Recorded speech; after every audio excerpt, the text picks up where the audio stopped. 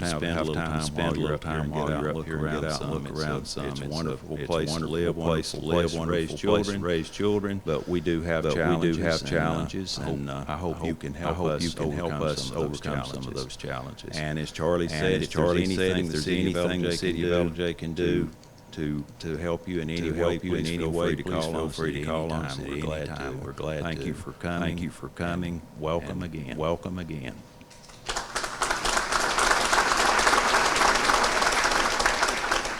Good afternoon, everyone. And again, welcome to our My name is community. Paige Green. My name is Paige Green, and I have the pleasure of serving as President and CEO of the Gilmer Chamber. I would be remiss to not recognize and thank Piedmont for allowing us use of the facility. They're great partners in everything that we do, not only in the investment that they have made in our community, but in the way that they serve our community. Of course, Speaker Ralston, thank you for coming home.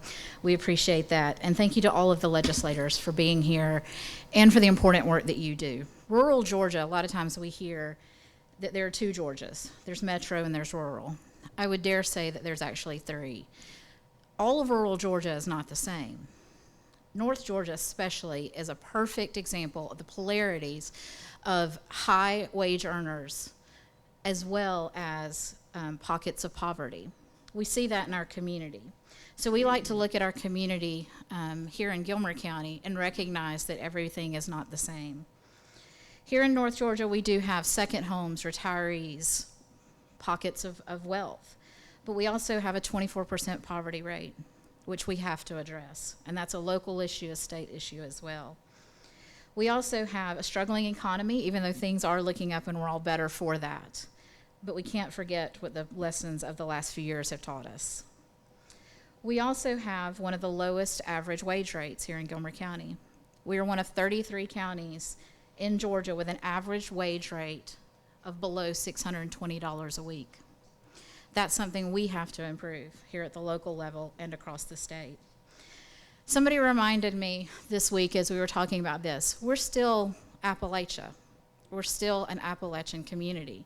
We are not removed from the generations of the past that have suffered because of Appalachia.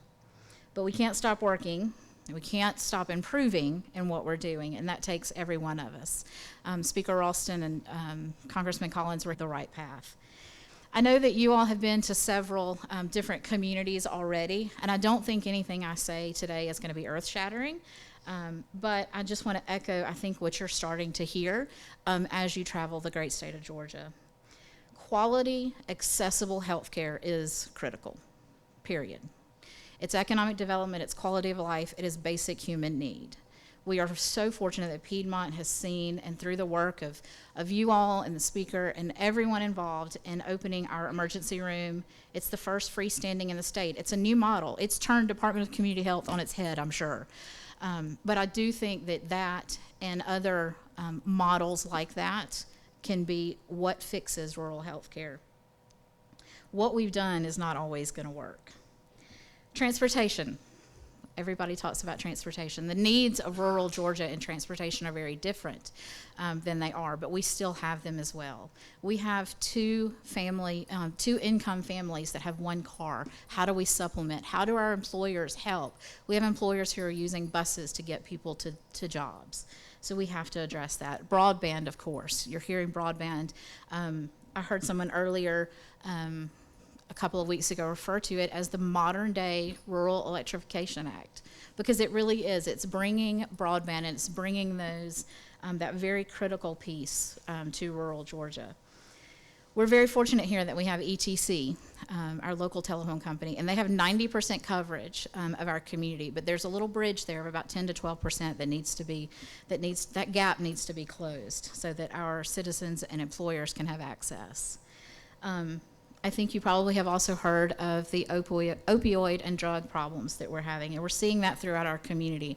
Our public safety, our law enforcement does a fantastic job, but it is affecting all of our families. It is affecting our public safety, our judicial circuits, our children's services, up to workforce, and the inability of some of our employers to find help. And of course, one thing that we see is a lack of childcare, of young children being able to have access for them so that people can go to work. Georgia Chamber was here a couple of months ago as part of their 2030 2.0 initiative, and they shared some not great news with us. But it was things that we needed to hear and that we needed to see in order to affect change of that. We have a potential loss of jobs in the next 10 years with a slight increase in our population. We have a staggering 40% of our workforce, and that's ages 25 to 64, that are not working. Some of those are by choice, possibly, but a lot of that we question why. Why is 40% of our workforce not working? We have a large out-migration issue. Georgians working in Georgia is what we all want, and I understand that. But we as a local community want to keep our talent at home. We want to keep them off of our state highways, creating traffic, creating all of those things, being corporate, like being citizens here in our local communities, giving back through their work with civic and other organizations. If we can find a way to incentivize companies to allow more telecommuting, to put satellite offices in rural Georgia, to allow that talent to stay at home, I think it's a win-win for everybody. It decreases our traffic, it decreases the possibilities of trauma on all of our roadways. So I would dare say that is something that I hope that we can continue to look at. And as part of the broadband initiative, I think we can see that. I work with some amazing businesses and companies, we represent them. We are in constant contact with them, but a really quick survey of just a couple of questions that we asked, and I want to share that with you. We have a jobs problem. We have jobs that are going unfilled. Every employer, and I may be hyperbolic a little bit, but not much, almost every employer we spoke to cannot find qualified employees. They cannot find people who will come to work, show up on time, do a job, and then show up the next day. There's training costs associated with that. There's onboarding employees. There's all of that that they are having to deal with. And this is not just skilled labor, it's unskilled labor as well. It's across the board. We have the jobs. We have to do a better job of fitting our citizens and our employees. There's no longevity anymore. We're hearing a lot from our employers that they're seeing people jump ship for 25 cents more an hour. What can we do as a community? What can we do in conjunction with each of you to help bridge that? We hear a lot about dual enrollment with our technical colleges. Move On When Ready, which are great, significant programs through our educational society. But I would also ask that we put a little emphasis on work-based learning. Work-based learning puts education back into our businesses instead of businesses into our education system. It's a little different. I started work when I was 15, and I've worked almost every day since. I learned how to be an employee at a very young age. Show up on time, dress appropriately, shake hands, be nice. A lot of our youth are not getting that until they're much older. So I would dare say that putting education back into our business field is critically important. We're very fortunate here in Gilmer County to have a very strong sense of community, a very strong sense of place. People want to live here, and we are fortunate for that. We just have to do a better job to incentivize them to stay here, to use their talents in our local communities, and use their talents in rural Georgia. Thank you so much again for being here. Thank you to our local folks who are here to listen as well. Please know that here at the local level, with our Joint Development Authority, the Chamber, we are all here to work together and to address all the issues from transportation to healthcare to housing, all of the issues that are affecting rural Georgia. We have to break down those silos and continue to work together. So I appreciate you all again being here, and if I can be of any assistance, I will be here all day. Please don't hesitate to ask. Thank you.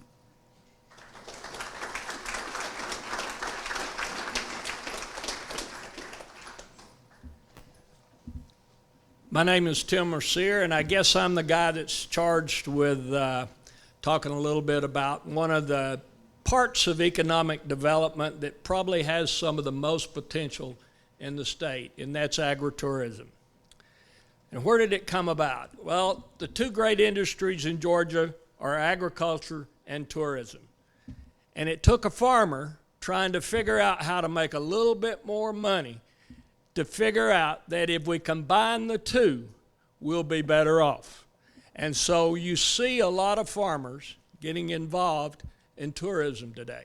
And that's the way that we extend the value of our crops. The opportunities are unlimited in agritourism. Almost any idea that you can think of. We don't have to go as far as a little community in Plains, Georgia that only grew peanuts. They had to elect a president to get on the map. We have the speaker up here, I know that, and we appreciate all of the legislature being here with us today to hear a little bit about it. But we have great opportunities here in the mountains of North Georgia. We have two of the best chambers in the state. I'm partial to the Fannin County one because that's where I'm from.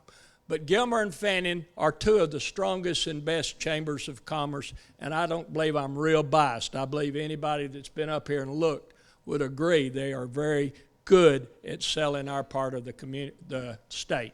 We have a lot of opportunities. We're a little better off than some of the other parts of Georgia in agritourism because we have to work together, and we have a lot of the advantages. Look where we're located. 50% of our land is national forest land. We've got lakes and rivers and streams and mountains to hike.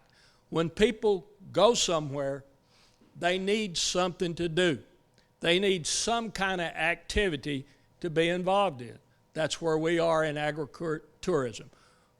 Maybe it's education. We'll bring them to the farm and teach them a little bit about how their food is grown. Maybe it's they're coming for some kind of special product like Representative Shaw with his olive oil.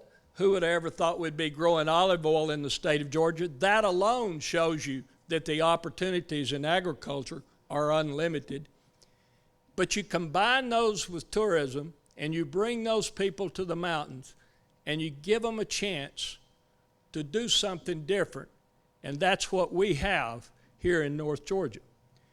We're very fortunate, and I'm kind of honored to be down here in Gilmer County. I don't know how they got me down here. This is the center of it here in Gilmer County. You have a lot of diverse groups that are doing agritourism. You've got, start over on one area, maybe it's over in Dawson County at Burt's Pumpkin Farm. You can come to the Hillside Orchards, R&A Orchards. You can go out to Frank Wright's Dairy, of all things.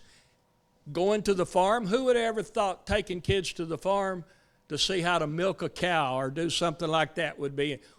Most of our people are far removed from the farm. Years ago, this would have been unheard of to do this kind of adventure. But there is value. You can add value. We started years ago. We've been 75 years in agriculture. We started with just a few people. Today we have, on our farm, we employ 150 full-time employees.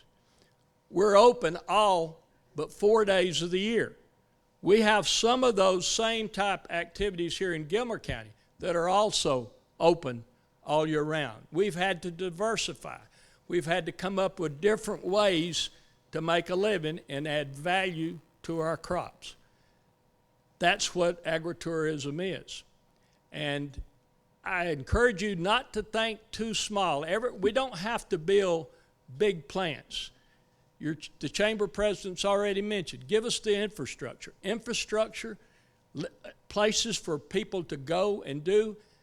Give us a good entrepreneurial environment, and we'll create something with it and create a lot of jobs with a lot of small businesses. I don't know really what else to say a lot about agritourism, except it's very important to us and a lot of my friends here in Gilmer County. We appreciate all that y'all have done already. A few years ago, your group was up in our area and we were talking about farm wineries and that sort of thing. The other great, we got lots of good wineries here in Gilmer County, starting at Carter K Vineyard. That's another agritourism place. But who would have thought when we changed a little bit, we could take an apple orchard and encourage people. We're now making things like hard cider now. 20 years ago, if you'd have told me I'd be doing something like this, you'd be crazy. But we started with that, and we've added value, and now it's one of our more valuable products. But even better than yet, we started a few years ago making, out of our seconds, apple pies. We now produce and sell pies to Chick-fil-A, the Varsity, those kind of entities, and our pie business is bigger than our agriculture apple business. It's a bigger dollar value. So that's what we mean in agriculture when we say we're adding value to what we grow. I appreciate y'all being here. I appreciate you looking at our great part of Georgia.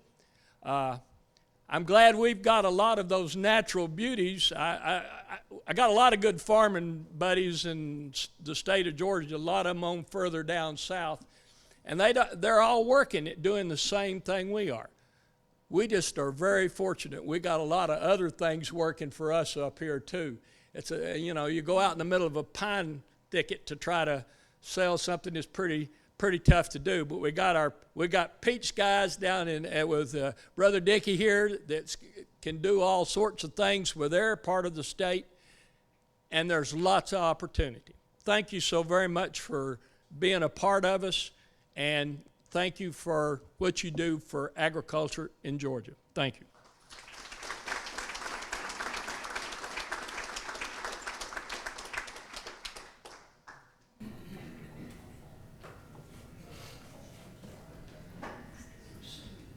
Thank all of y'all. I don't think I need to introduce the speaker to y'all in home territory, so I won't.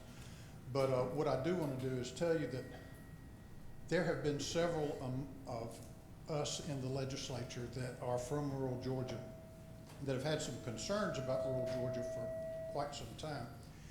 And I know that Jason and Terry have been talking for a while. Terry and I have been talking for a while. Sam is chairman of the Rural Caucus, and he's certainly aware and has been talking to people. But Terry and I went to the speaker this year at the beginning of the session and told him that we really felt like that there was something that we needed to do, and we didn't know exactly what, but that we needed to start looking at things that could help rural Georgia and some of its issues and problems. And we talked about maybe even a study committee, and the speaker said he would think about it. And a lot of times you tell somebody something and they tell you what you want to hear and then like go away. But that wasn't what happened. And what happened in this case is that a couple of weeks after that, we get a call from the speaker's office saying, I want to talk to you a little bit more about what you came and talked to me about. And when we got there, it was like, he went home and did his homework. He talked to people, he studied up on it, and he said, we don't want to do a study committee. This is too important, and it's too complicated to do a study committee. This is at least a 2-year process, and he said, so I want a working group, I want a council, I want something that is going to really get down into the weeds. And before we knew it, Sam Watson had prepared and drafted and sponsored a resolution that set up what is the Rural Development Council. And the speaker made it very clear that this is not a study committee. This is a working group that is going to come up with some real solutions to some very difficult problems. And he said, I know that what the resolution says is that there are 15 members on this council. He said, but that's not enough. He said, I'm going to put people that are from rural Georgia and understand the problem on the council. He said, but I'm going to put 11 committee chairs as ex officio members on that council so that if you come up with legislative agenda, we've got all the committees that are going to handle this covered. And so that they will already know, they will already be part of the process. There won't be any educational process involved. He said, I want to make it happen. And so this is the speaker that we have the pleasure to serve with in the Georgia legislature, one who deals with problems, who wants to solve problems, and who wants to make Georgia better. So I would like to introduce to you someone who needs no introduction, but who is one hell of a speaker, and that's David Ralston.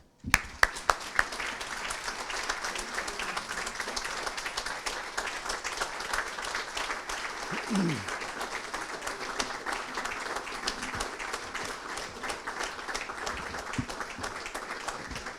thank you, Jay. Thank you very much.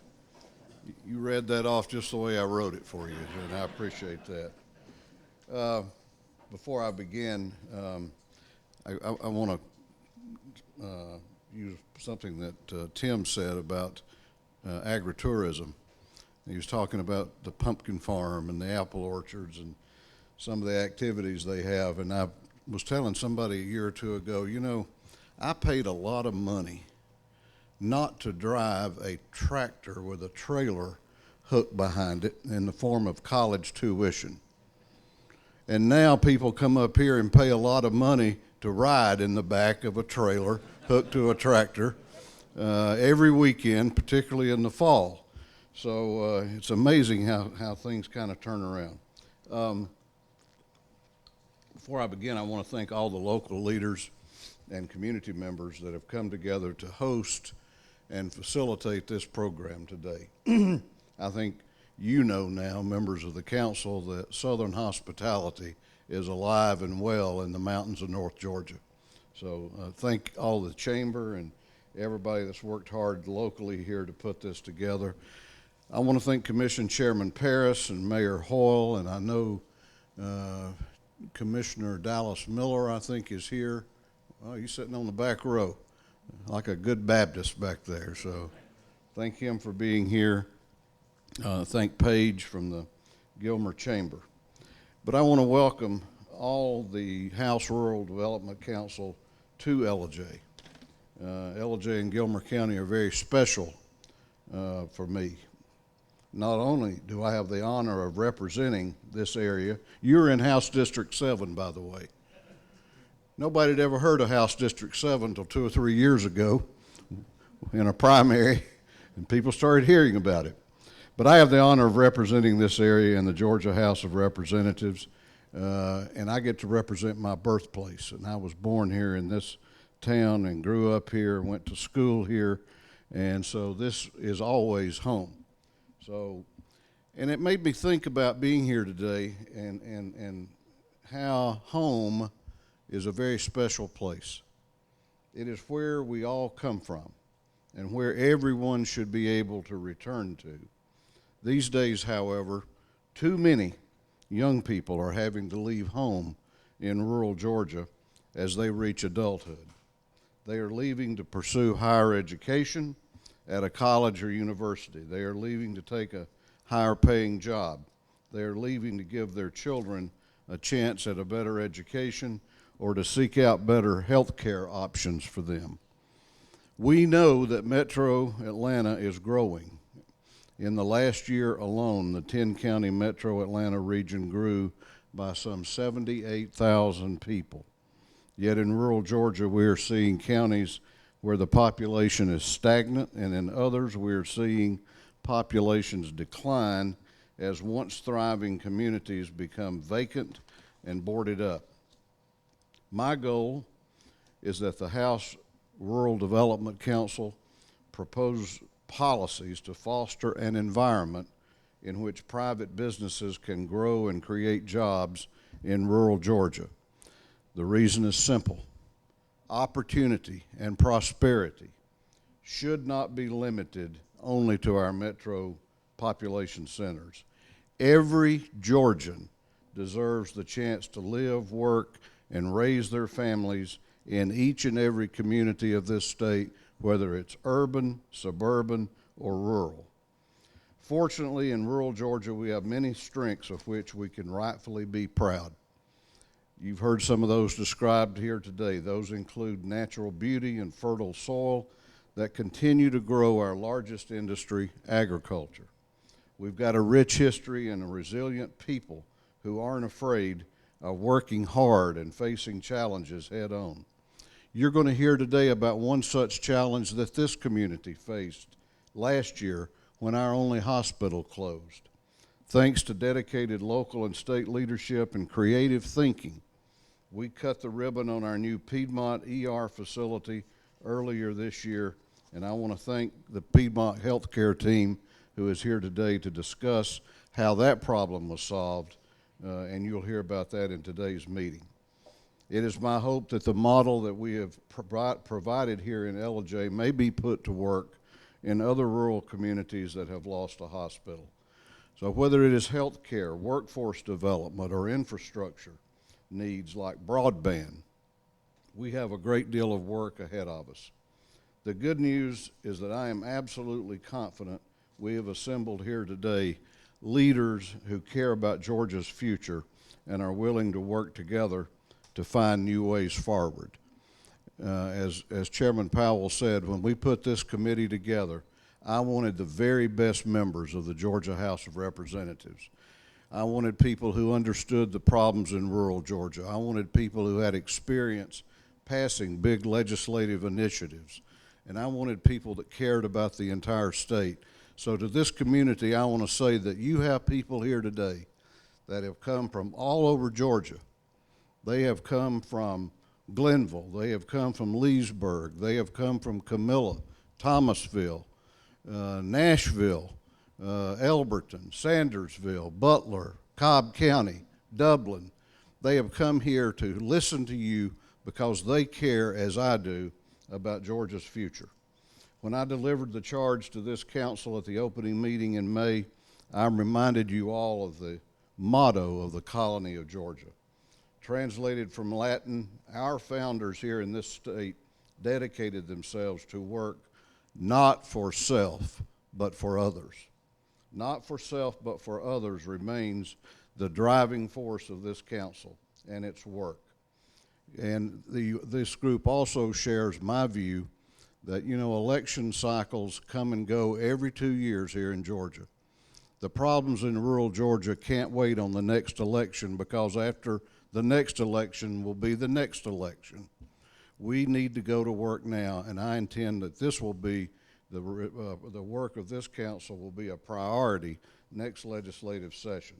As both the representative for this House district and as Speaker of the House, I am honored to support the noble and necessary work that you continue today. So thank you again to the community, and thank you to the council. I look forward to a great meeting this afternoon. May God bless each member of the council, and may he continue to bless the greatest state in the greatest nation on the face of the earth, the state of Georgia. Thank you.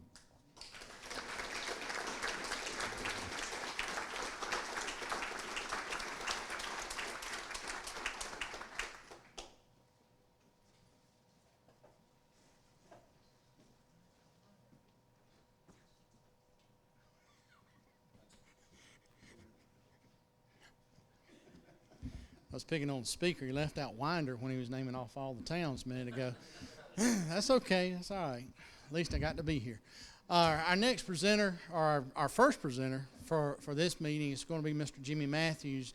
Mr. Jimmy's with the Georgia Rural Water Association, and Jimmy's group and what they do is vital. And many of you that are from small communities around the state, and some large communities for that matter, have had dealings with Jimmy and his group and his folks, and they are utmost professionals in what they do. But one of the things that I've come to appreciate Mr. Jimmy for is the help that he's helped us with on trying to get our hands around the ag metering issues that we've had over the last few years in the state of Georgia as it relates to deep southwest Georgia, and putting meters to figure out how much water we're actually using in agriculture in the state. And as many of you know, that information, what we've been able to gather so far, was incredibly useful in the litigation between Georgia and Florida on the water wars, and continues to be very vital. And Mr. Jimmy and his folks are continuing to work with us on that, with soil and water folks, and now with EPD and the University of Georgia Cooperative Extension Services. They're working on some of the soil and water ag metering stuff as well. So, Mr. Jimmy, if you would come forward, glad to have you with us, and thank you for being a part of the program today.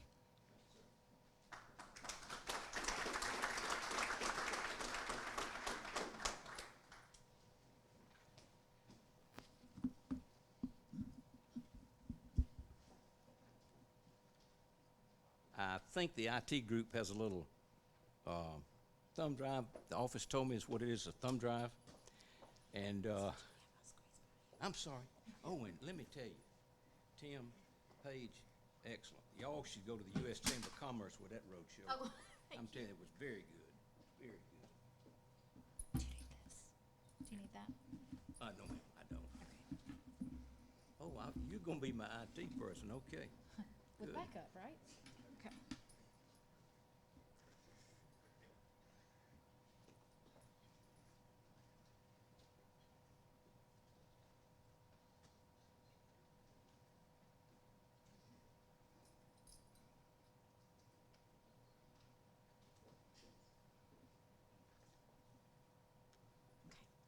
Just hit that.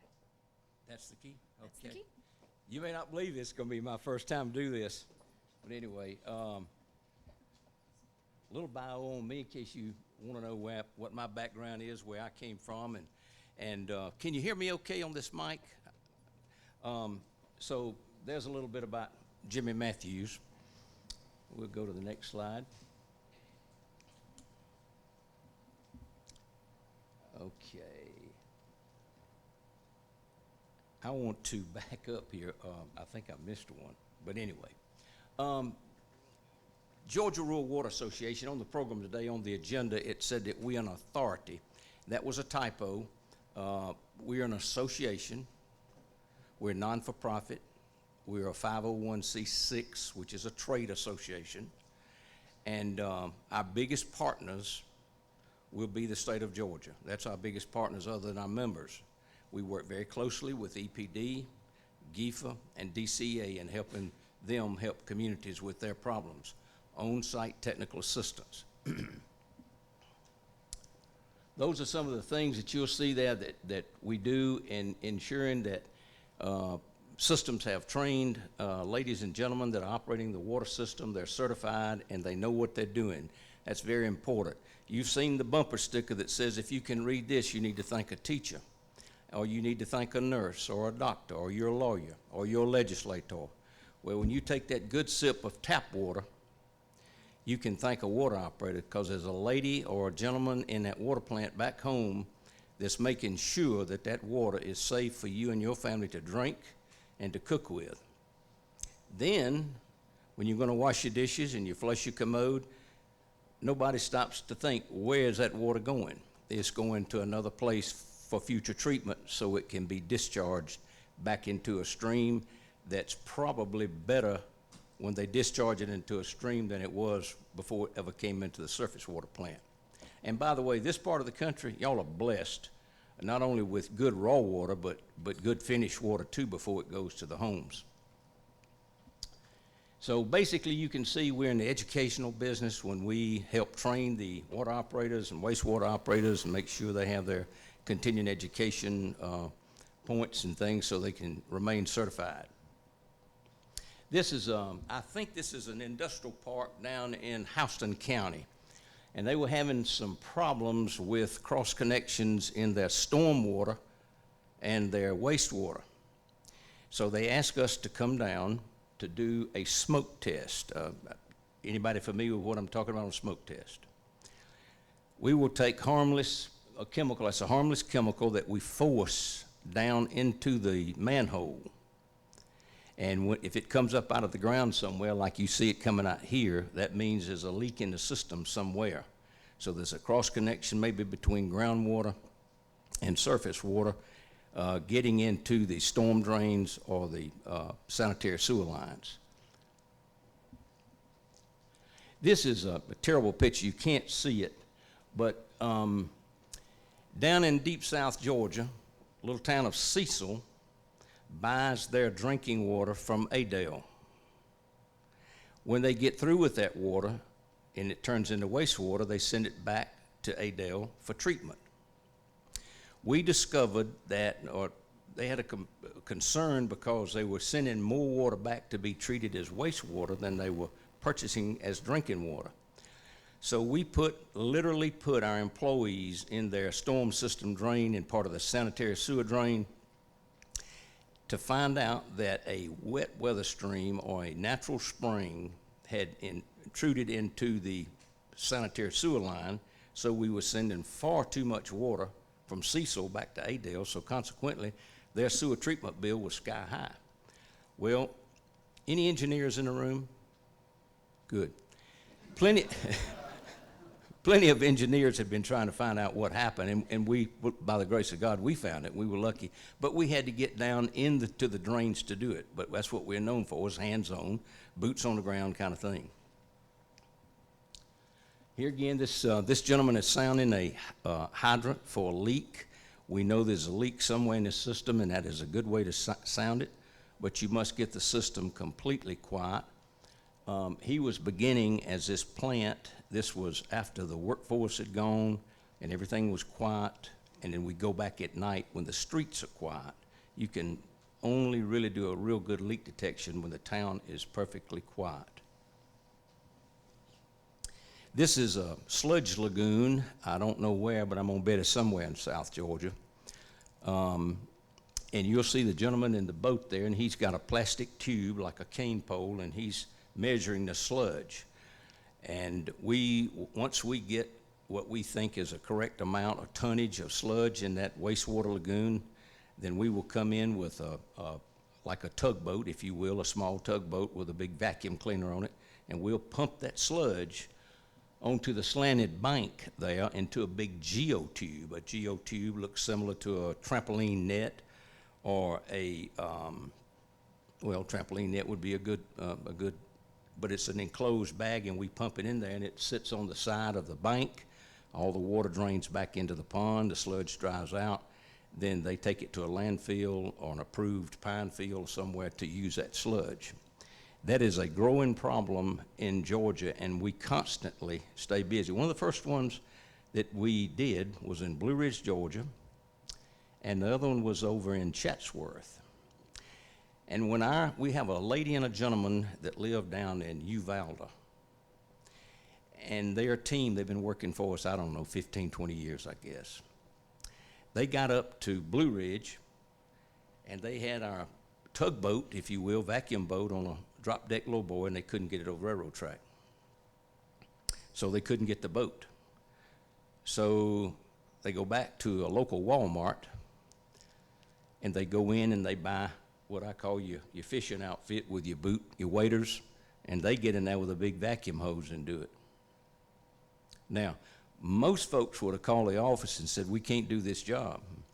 Going back to workforce a while ago with Paige. So we've got some dedicated employees that do some pretty serious work. That is this is the one that we talked about a while ago down in Cecil and Adel. And we do point repairs and this kind of thing in the water and wastewater lines. We have a tremendous working relationship with GEMA and emergency response. We've been called out many, many times to go help. And down in South Georgia, a little town of Cairo, we share a warehouse, an old tobacco warehouse, with Florida rural water. And inside that warehouse, we have close to 50 different kind of generators that we have access to. And we've got the transportation methods and all that, but this is a sharing thing with Florida rural water, but it's come in handy a number of times. And we're about to have a national emergency response training session in Cairo, Georgia. This you can't see, it's the water plant in Woodbury, Georgia went down, and this is a huge generator that we're using to keep the town going with fresh water and firefighting water. That's a summary there of what we do to help systems with the budgeting and the operating expenses. We do business plans that EPD round requires of water systems to have a business plan, and we go in and help them develop that business plan, encourage them to get a rate structure so they can afford to make repairs and do things like that. It adds to the sustainability and the capacity development. Questions? Be glad to answer. Last year, we trained probably 6,000 people in Georgia and made over 9,000 personal contacts with water systems in the year 2016 and 17, I think it was. We have folks all over the state that work for us, but we could not do it without the legislature. I'm going to tell you, the legislature recognizes the problem. The Speaker and the Governor have always been kind enough to make sure we have some funds, and that's been going on since back in the day with George Busby. And yes, Jay Powell.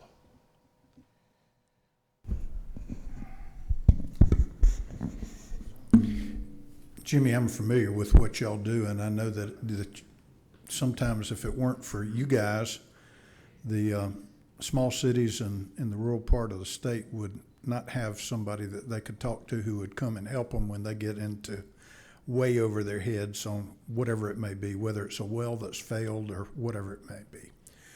But from your experience in dealing with these communities, what are the challenges that we face? What can we as a state do to make sure that in the rural parts of the state that we have adequate water, we have adequate treated water, that we are properly treating our wastewater? And I mean, is what we're doing through state grants and state loan programs, are those things adequate? Where are we short? I think we are, quite frankly. Some of the elected folks don't necessarily want to go borrow money and do things, yet they don't have enough money in general revenue fund. And sometimes GIFA, if you will, may have to say no until you get certain things in order, and that's where we come in with trying to help them develop a plan where they can have capacity development and where they can have sustainability. And there's not but one way to do that, and that's to raise the rates of the water system, and that's not popular. And I know when I served as mayor of my little hometown, we went up one year 49%. And I didn't know if I was going to be able to go to church on Sunday. I thought I'd be dead. I mean, folks just fight that. And but when you put it in perspective and you compare it with a quart of milk or a six-pack of bottled water or beer or whatever, water's pretty doggone cheap. In fact, it's too cheap. And, we promote tap water. I'm guilty of drinking bottled water, but we promote tap water, because we know it's safe to drink and it's good for you. So, but I think, by and large, Jay, I think the General Assembly does a good job funding the things that need to be funded, like GIFA. And we've got two good organizations in the state that train, Georgia Rural Water and Georgia Association of Professionals. So the training needs can be met. We meet those, and I think y'all meet the requirements for access to monies. It's just sometimes getting the folks that want to increase their rates so they can improve their system. But by and large, and going back to what Paige said earlier, there is a workforce problem in this industry. The city of Meta, who would think? They're looking for 2 water operators right now in Meta, Georgia. And, it takes a special person to want to be a water or wastewater technician, if you will. It's just like being in the legislature. You got to be dedicated, you got to want to serve, and that kind of thing. But we have a workforce problem in the water industry. Yes, ma'am. You did mention my district. I represent Cairo, and I think you have helped them with several problems. I know in South Georgia, we've gone from having arsenic in the waters, we've had dried up wells, and we've had floods. Are the local governments in a position to be able to cope with these? And again, is there something we can do to help them? I've seen all 3 of those in our district. The Mother Nature things, of course, we can't help. We wonder how the arsenic gets in the water, but it's there. It just amounts to what degree. And I think science has proved that a little bit's not going to kill us, but too much may be dangerous. And I don't know what your levels have been reported in the past, but that's not unique to some towns. And but by and large, I think Cairo, from what the reports I've seen, is a very well-maintained system. Do you know where our warehouse is? If you walk out the front door of City Hall and go about a football field and a half, it's that old tobacco warehouse. Yeah, good. So, yes, ma'am.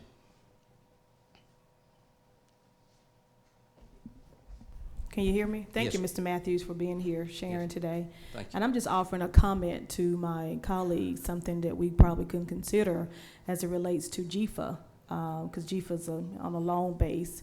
Something that we could probably encourage our local governments to do is work to become a Plan First community with the Department of Community Affairs, because if they become a plan, receive that designation of a Plan First community, that will help with their loan rate with GIFA. Mr. Chairman, did you have a?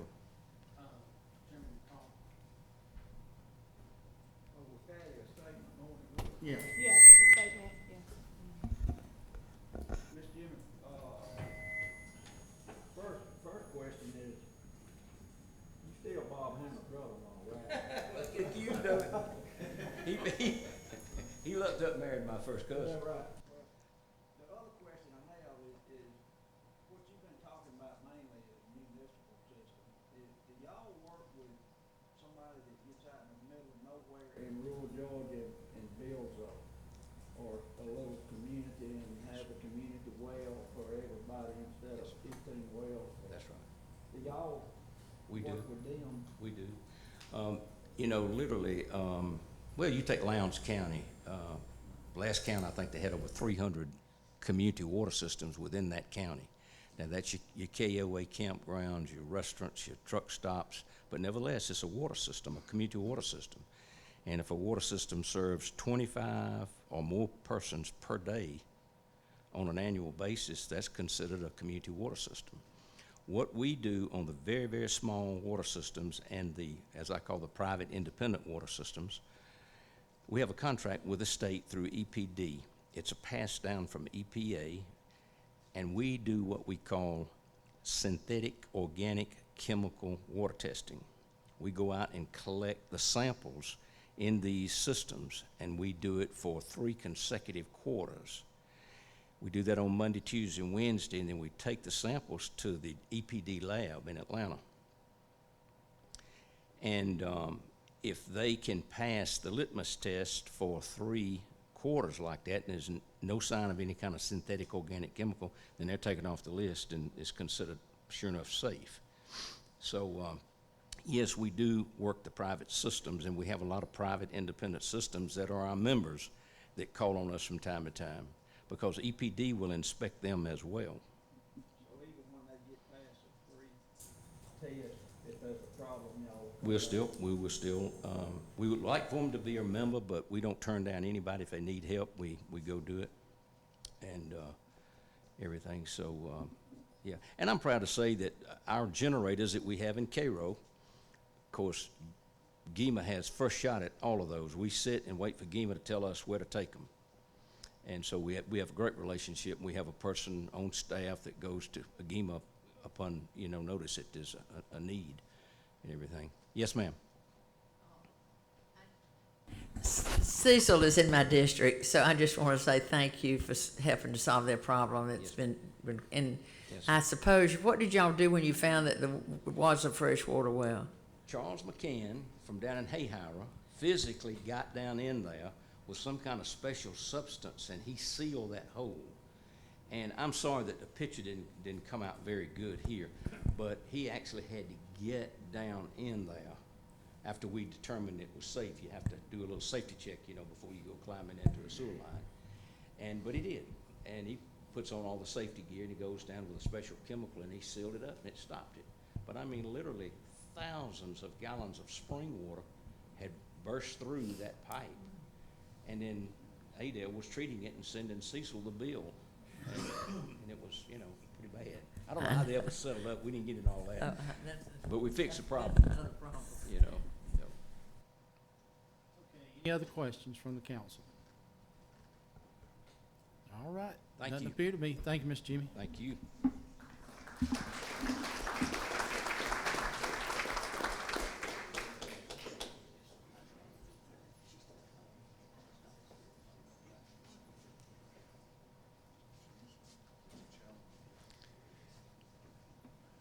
I've got some good news and bad news, I think. Our next presenter is supposed to be Rusty Haygood, Deputy Commissioner, but I understand that we actually have the Commissioner that's going to present today, and that's Camila Knowles. Camila is a friend to rural Georgia, and there's a very good reason for that. It's because she grew up in rural Georgia. She grew up in Moultrie. And Department of Community Affairs is a state agency that works very, very closely with our rural communities, with our cities, with our counties, with local governments.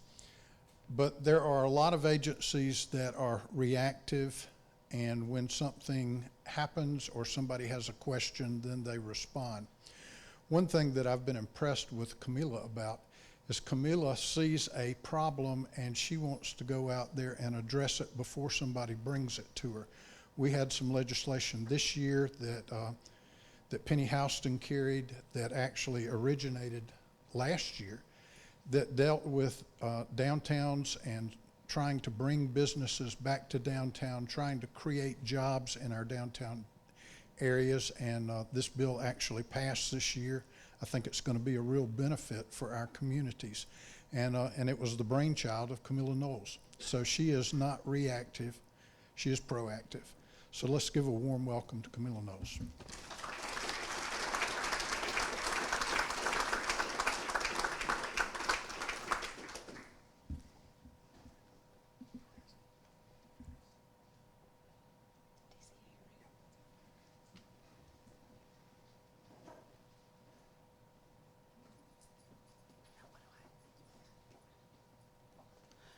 Well, good afternoon. Thanks for having me. It's an honor to be here with you guys. The speaker and I think share a similar speech. I get a chance to go talk to civic groups around the state, and I always tell them I'm from Moultrie, and I always tell them I love my job, partly because I get to be the Ed McMahon of state government and go hand people actual big checks, which is a lot of fun. But one of the things I always make sure to tell folks as I travel around is that I want to make sure that DCA is doing everything within our purview to make sure that folks around the state don't feel like they have to move to Atlanta in order to have a good job or have a good education or have a good quality of life. So my hat is off to all of you for this endeavor, Mr. Speaker, and all the members of this council for the good and hard work that I know that you're doing. I have just a few slides. So DCA, in addition to several tax credits programs that we administer, have several financing tools that are available to communities for infrastructure needs and for economic development. And this is kind of a menu of some of those, but for purposes of today, I'm going to focus my remarks on the Community Development Block Grant Program, which you'll hear me call CDBG. We use a lot of acronyms at DCA, so I'm going to try and be careful to call things by their full names at least the first time. And then the One Georgia program and the REBA program. But we do have a lot of tools at our disposal to work with communities based on their geographic location and their need. So the Community Development Block Grant Program is a federal program that DCA administers. So all of these dollars are federal dollars. The state of Georgia historically gets around $72 million every year in CDBG money. Now about half of that goes directly to entitlement communities. And those communities administer their own CDBG programs. So Albany, Atlanta, Brunswick, Dalton, Gainesville, Hinesville, Marietta, Rome, Roswell, Sandy Springs, Savannah, Smyrna, Valdosta, Warner Robins, and then Cherokee, Clayton, Cobb, DeKalb, Fulton, Gwinnett, and Henry counties. And then we have Athens, Clarke, Augusta, Richmond, Columbus, Muskogee, and Macon, Bibb. All of those get they get about half of that $72 million allocation, and they administer their own CDBG program. DCA gets the other half, and we administer what we call a small cities program on behalf of the rest of the state. So the trick with CDBG dollars is that there must be a benefit to low to moderate income individuals with the use of these dollars. And it must the benefit must be at least 70%. So if you're going to do a water or a sewer project with CDBG, you have to make sure that at least 70% of those that'll benefit from that project are low to moderate income. Some uses, like a senior center, will presume that that's going to be 100% benefit to low to moderate income. So what does DCA do with ours? we get about $37 million, and we take about $10 million of that off the top for some special set-aside programs that I'll be glad to talk about in a second. And then the remainder, $27 million, we use for our kind of annual competition, which we kind of let everybody apply all at once. We do a very intense scoring of those applications, and then we make awards. And we're actually getting ready to announce awards in the next couple months.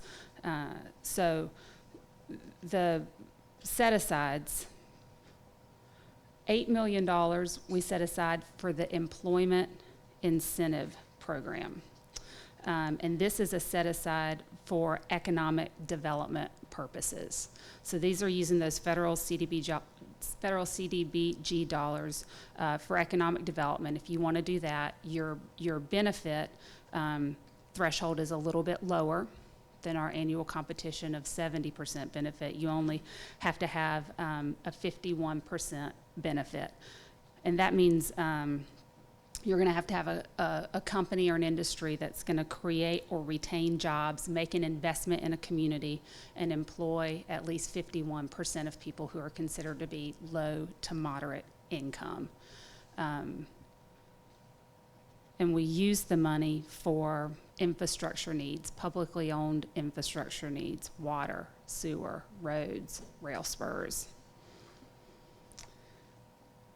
We have a couple of other set-asides that aren't really that conducive to economic development. $1.5 million for a redevelopment fund, and then about $500,000 for an immediate threat and danger program.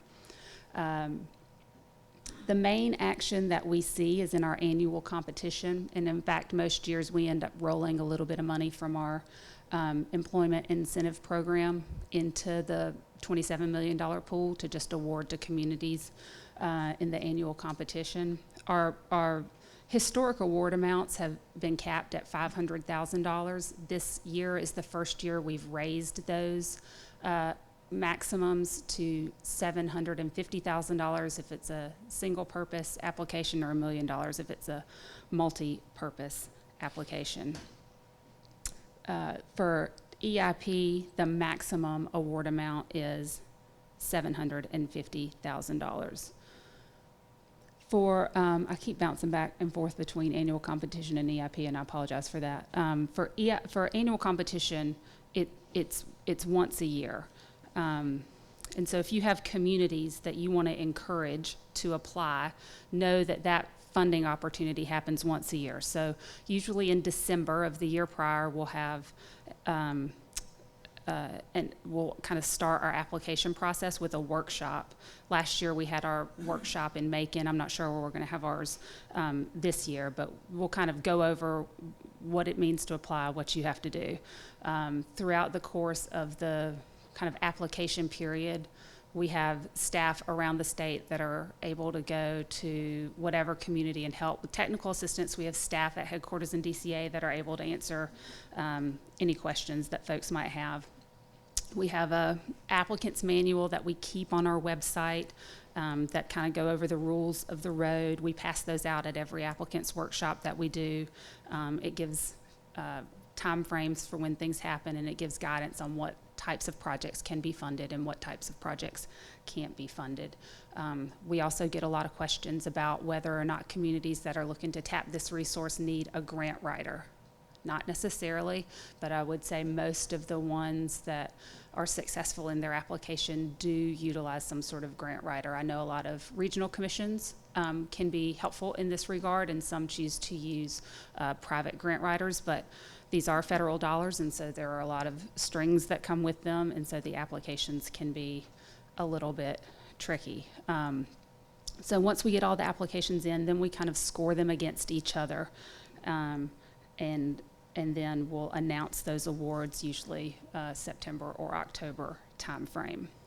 Unlike our annual competition, to try and be responsive to economic development opportunities as they're happening, the EIP program is kind of a rolling program, so applications there can be accepted at any time, and we basically just use a threshold to score those against to see how feasible is the project, what's the impact, is it going to meet that 51% beneficiary. So that is our CDBG program. I'll talk now about One Georgia. So One Georgia is really targeted to focus on economic development in rural Georgia. And a lot of times people ask me, well, what is rural Georgia for purposes of One Georgia? And this map will show you. So the dark green counties are eligible to receive One Georgia funding.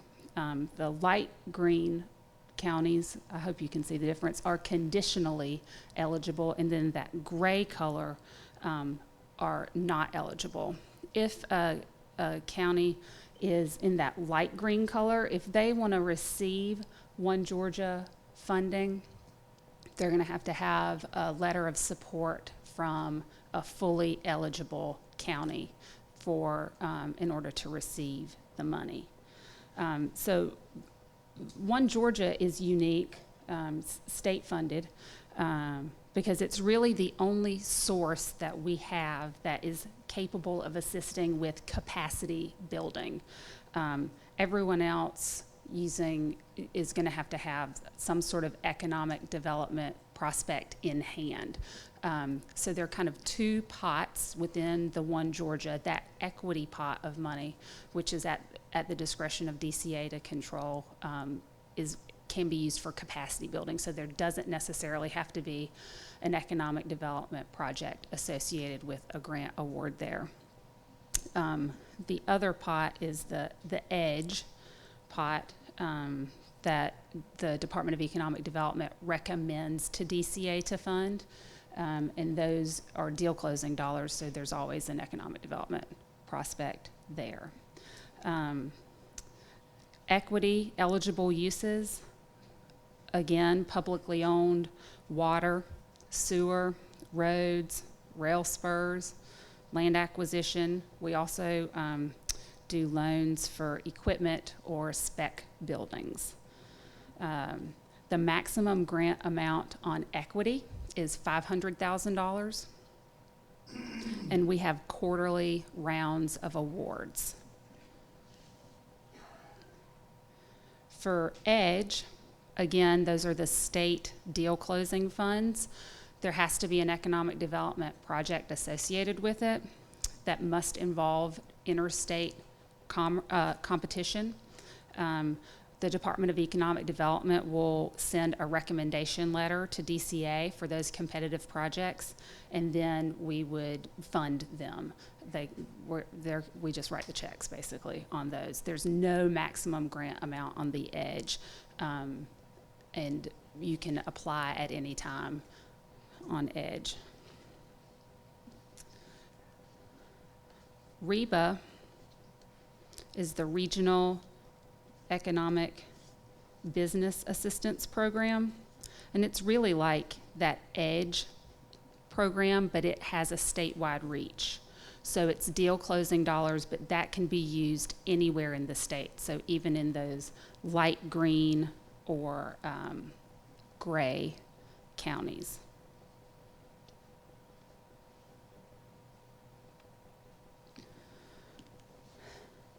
So I went over that information pretty quickly, but I'm happy to answer any questions you may have, and thank you.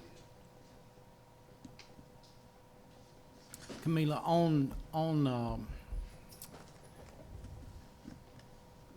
REBA, those are grants, correct, or loans?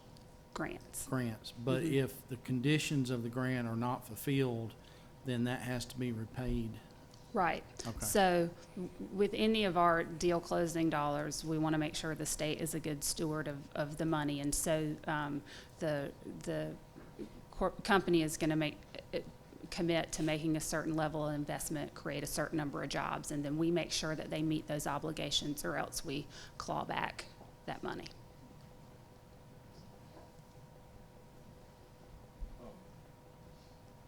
Thank you. Well, I've got a question. We've heard in these meetings that how important telecommunication, high-speed internet is. And we keep hearing it's approaching a must-need infrastructure such as roads, water, sewer. What would it take to, I know much of your funds are federal. What has to happen to make high-speed internet infrastructure an eligible component of some of your programs? So I think we probably have flexibility within some of them already to fund it. It's a matter of money.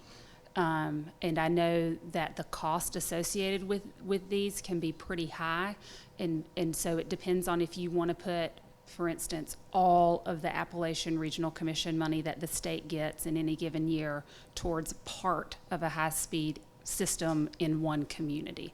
And we just haven't had enough federal dollars through, I guess, each of our buckets to be able to do that. We also would have to probably, in others, well, really in all of them, we would have to work with our federal agency partners to make sure that they would weigh, we have to work with them on those award limits, what we're allowed to give towards any one individual project, and get them comfortable with making an exception. I don't think $500,000 or $750,000 would go a long way towards a comprehensive high-speed internet project, but that would be, another barrier.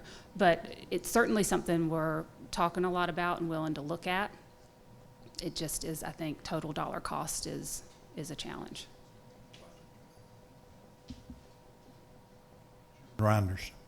Thank you, Mr. Chairman, and thank you, Commissioner. Just a couple of questions, if I may. On the community development in the entitlement communities, do y'all decide who those communities are, or are they set by the feds? The feds. So they would apply directly to them?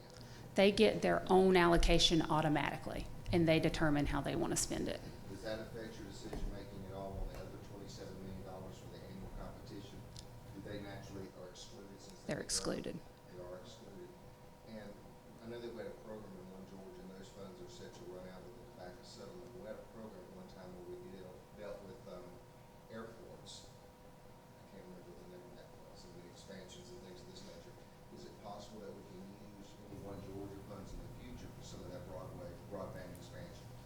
So I think it's something to look at. Again, you're talking about dollars and how much it costs for those projects, but in theory, One Georgia could be an eligible pot of money there.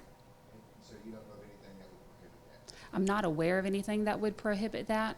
Presumably, it would have to be out of the equity side and not the edge side, because it's more of a capacity building. You'd have to think about things like who's going to own it, and again, maximum award limits and things like that are also within One Georgia that you'd have to clear. And finally, do you know the year that those tobacco settlement funds are due right now? I don't. I mean, the General Assembly has continued to fund One Georgia, so I don't know, honestly, what of that money is left over from tobacco and what of it has been appropriated.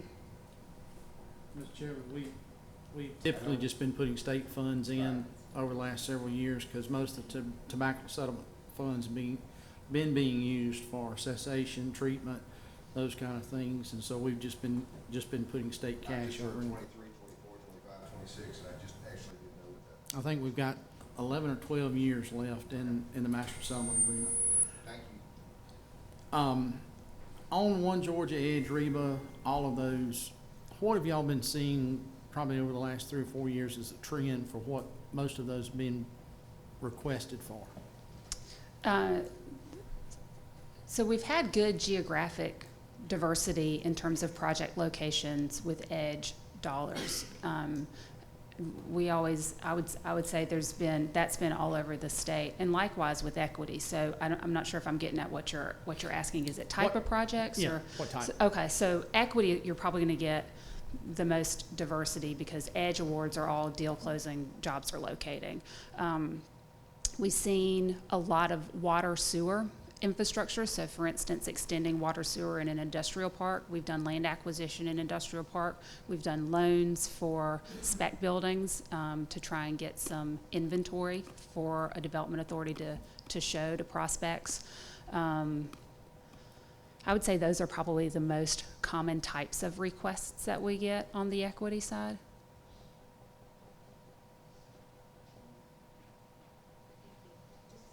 Very informative.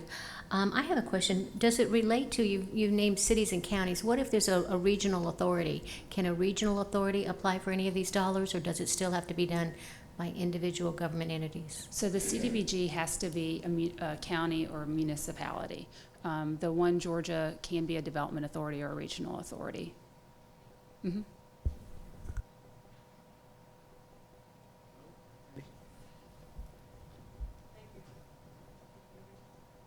I can hear you. They probably can't. Thank you. I referenced earlier about the Plan First community. Can you kind of just share a little bit about that? I know we're talking right now about CDBG, but since I've referenced that in the previous Sure. presenter, can you just kind of touch on that? Just kind of educate everyone on Sure. Plan First.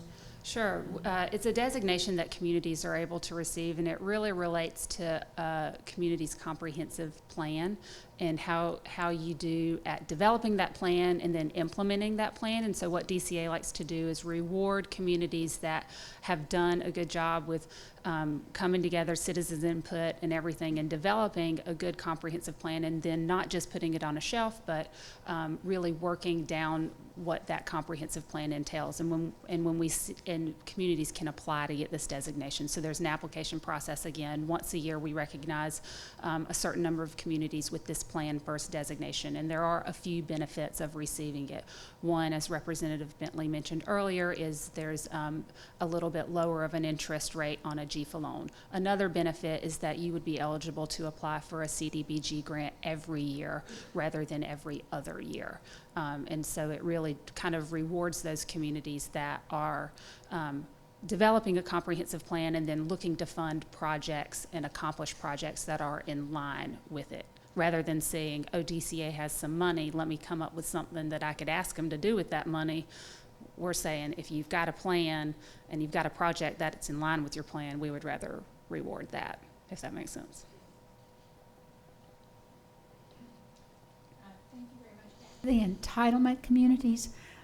I live in Cobb, and what do the feds use as the criteria to become an entitlement community, and do they ever roll off of that listing? So I believe population is one of the metrics that they use, but I think it has to be also a local government determines that they would like to administer their own. So I don't know, since I've been at DCA, nobody has rolled off of an entitlement community. I'm sure there's hoops to jump through with HUD, which is the agency that these dollars come from. I was just looking at the need we have across our state, and it wouldn't seem like a lot of it would be in Cobb County. Not that we're perfect, but you know, we're a lot better off than a lot of other places. So I just wondered how they decided that. On the pot of money, the 35-35, is that a Fed split that says half goes one way and half goes the other? Is that something that at some point the state, we have decided or determined? So that is from the federal government. So they have some formula for determining allocations, and so the entitlement communities end up getting, and I don't know what, you know, each entitlement community gets. It varies based on their population and demographics and all of those things. I just know what we get. But I get questions about, well, the state gets $72 million. Why are you telling me you only have 37? Well, it's because the other half is going to other places. Under these entitlement communities, the monies that they get, is it federal oversight or do you do oversight? I do not. Federal. Thank you.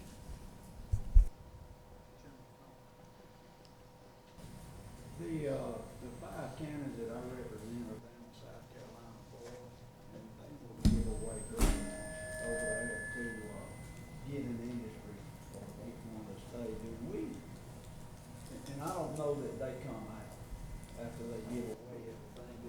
Do we buy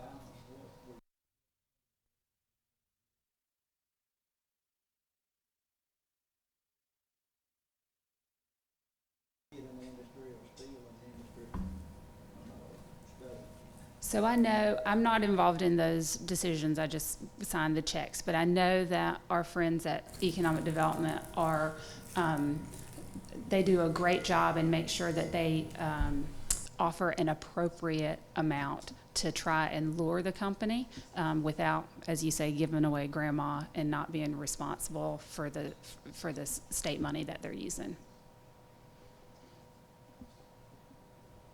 Any other questions? All right. Camila, thank you very much. Thank y'all. I should say Commissioner. Thank you.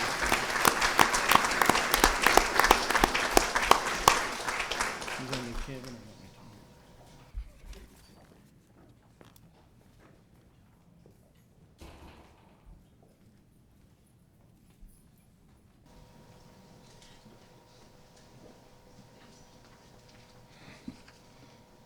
I think Chairman Powell and I are going to have to figure out something. We get plenty of exercise coming back and forth introducing folks. We may need to start doing it from our desk. It's going to wear us both out by the end of the day. You can already see he's kind of reclining over there. Our next presenter is Executive Director of what we call GEFA, the Georgia Environmental Finance Authority. Kevin Clark is one of my neighbors in Brazelton. He's just outside my neck of the woods, but we will claim him. Pretty certain me and him probably had a fairly similar drive up here this morning to get here. But GEFA is the lead agency for state energy programs, directs the Georgia Land Conservation Program, maintains our state-owned fuel storage tanks, and offers financing for reservoir and water supply, water quality, stormwater, and solid waste infrastructure. So that's primarily what we've asked him to come talk about, are those last things we listed. So Kevin, thank you for being with us, and come on forward.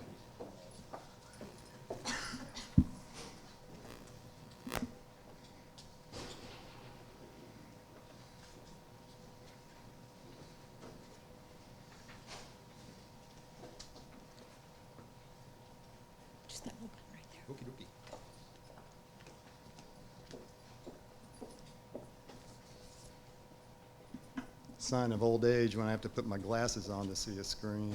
Forgive me. Mr. Speaker, Chairman England, Chairman Powell, thank you for having us here today. We appreciate the opportunity to come speak to you about the Georgia Environmental Finance Authority, or as we used to be called, the Facilities Authority. Wanted to spend a few moments just give you an overview of what we do. Chairman England hit on most of those things, but we have two operational divisions. We have our Energy Division and our Water Resources Division. We'll spend most of the 78 slides I have to show to you today. That's a little joke. Since I stand between you guys and a break, I figured 78 slides ought to cover it. Want to spend a little bit of time talking about the Energy Division and then spend most of the time talking about our Water Resources Division and our loan programs. Our Energy Division manages the state energy program, which is federally funded. We do energy efficiency projects, and we also do some small renewable energy projects. And we also manage the state fuel storage tanks, manage and maintain those out of our Energy Division. On our Water Division, that's where we have our loan programs. Jimmy did a great job of articulating the challenges that face water systems, and the example he had about the spring going into Cecil's storm sewer our sanitary sewer is a problem we see a lot of. Rossville has the same problem, but we also see leaks relative to the drinking water side, where folks are losing a lot of their finished product and they're not able to bill for it. So we provide funding for a lot of the drinking water improvements, whether it's meters, new meters, automated meters, leak detection and repair, and also inflow and infiltration repair. So, and Jimmy did a great job talking about that. One of the challenges that he identified that folks deal with, I think, are the actual costs versus what folks can charge.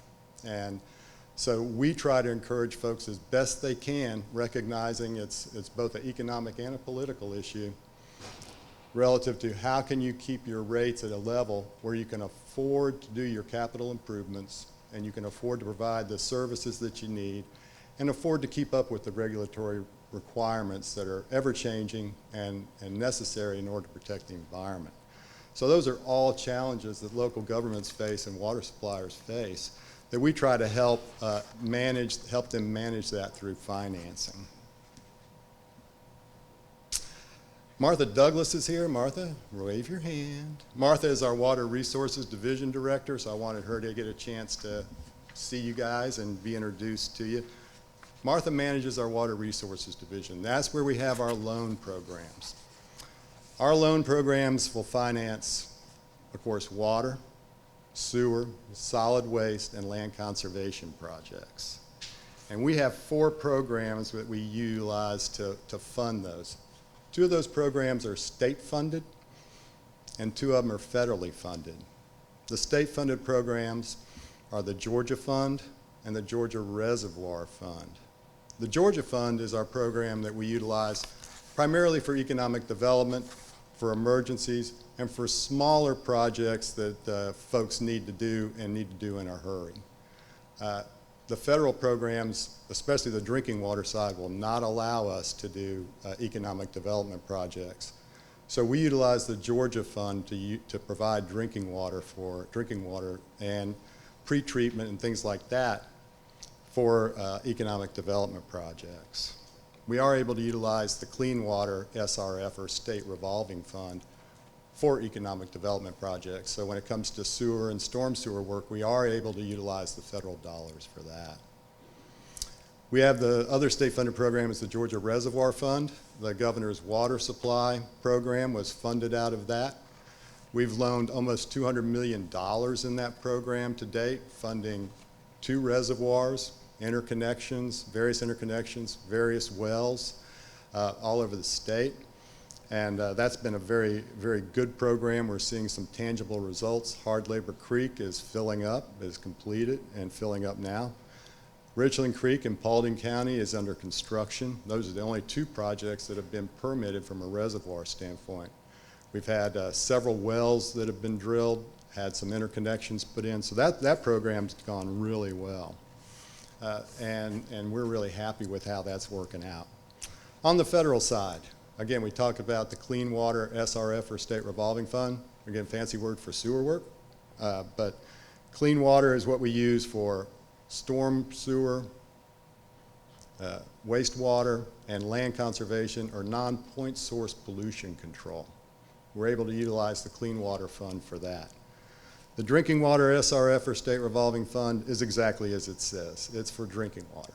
And it's to provide drinking water to existing customers of existing systems.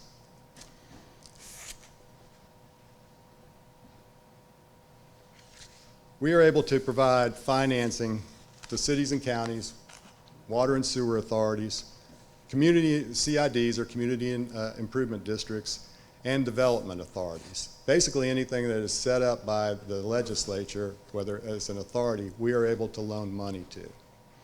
So we're very fortunate in that regard, and we're able to provide financing for those folks. I wanted to touch a little bit on, Camila had talked a little bit about Plan First and of course DCA's designation of Water First, and how those designations benefit communities. Plan First communities get 50 basis point or 0.5% reduction in their interest rates if they're Plan First communities. Water First communities get 100 basis points or 1% reduction. We also provide rate concessions for what we deem to be eligible conservation projects. So projects that repair leaks, that repair inflow and infiltration, that deal with automated or new meter reading capabilities that provide accurate data for water systems to conserve their drinking water and bill appropriately. Land conservation type projects, non-point source pollution. Those types of projects are eligible for a 100 basis point reduction as well in their interest rates. When communities utilize our federal program, they get a 50 basis point or 0.5% reduction off of our base or benchmark rate, which is the straight AAA bond rate. So right now, we utilize 2.39% for our Georgia Fund, and so we use 1.89% to utilize the federal funds, recognizing that, as Camila said, the federal programs usually have a few hoops you got to jump through. whether it's NEPA requirements, Davis-Bacon requirements, American iron and steel requirements. There are several federally necessary and required requirements that you have to meet in order to utilize those programs. But that's really our rate structure and how it works. And so we do have incentivized those conservation projects and the DCA designations for Water First and Plan First. And that's my 75th slide, Mr. Chairman. I appreciate it. Yes, Ms. Houston.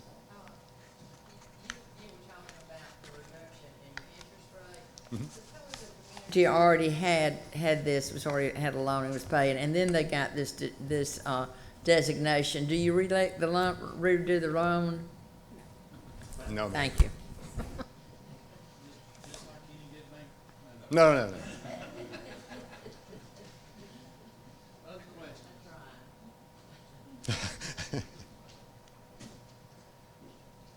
And you may not know the answer to this, but you mentioned the federal iron and steel requirement. Mm-hmm. What is that?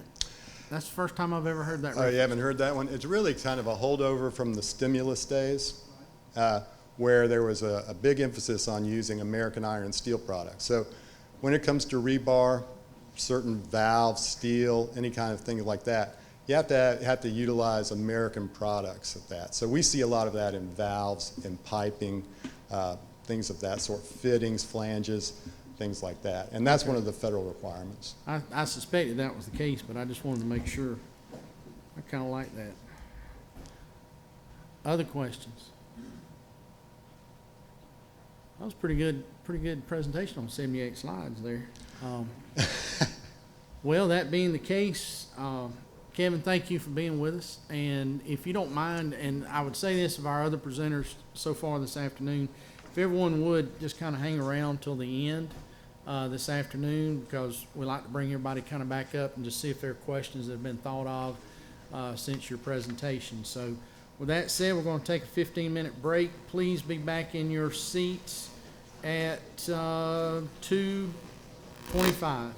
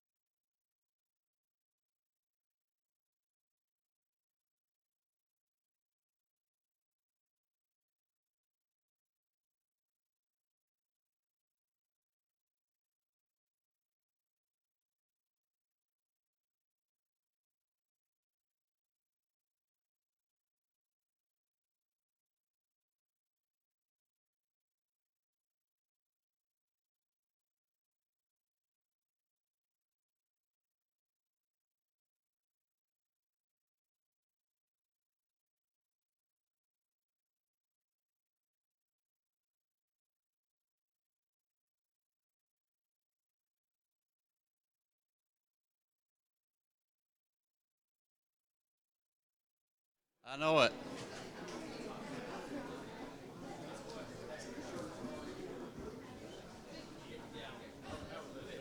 I don't have anything to bang on, but it's time to get back rolling. We got to keep Chairman Powell awake. If we don't keep moving, he'll doze off on us. But the next part of our section, we've got Lisa Atkinson, was the Region 1 Regional Coordinator with the Georgia Department of Labor. She represents the Department of Labor with the economic development community in Northwest Georgia. Her role here is to link the workforce system with businesses, local chamber of commerces, and economic development authorities. She also collaborates with other state agencies such as the Georgia Department of Economic Development and the Technical College Systems of Georgia, the Department of Community Affairs, and the Department of Education. Lisa currently represents the Department of Labor on the Northwest Georgia Workforce Executive Board. She is chairman of the Northwest Georgia Workforce Board and One Stop Career Center Committee. She also serves as the coordinator for the Department of Labor's on-the-job training program.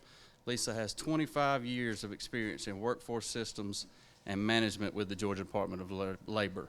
Lisa, thank you for being here.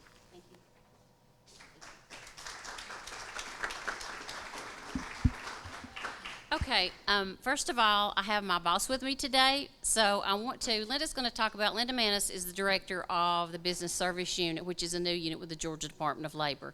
So first we're going to start with what the Business Service Unit does, how it was formed, how it was developed, and then lead into my part with on-the-job training and what I do as a regional coordinator. So if you would please welcome Linda Manis, the director of the Business Service Unit for the Georgia Department of Labor.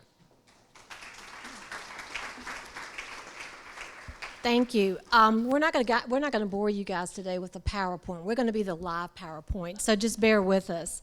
Tim Bearden was talking with Lisa a couple of months ago, and she started telling the story of what the Georgia Department of Labor is doing in the business community, and he was kind of taken back, and he goes, "How come I don't know all this?"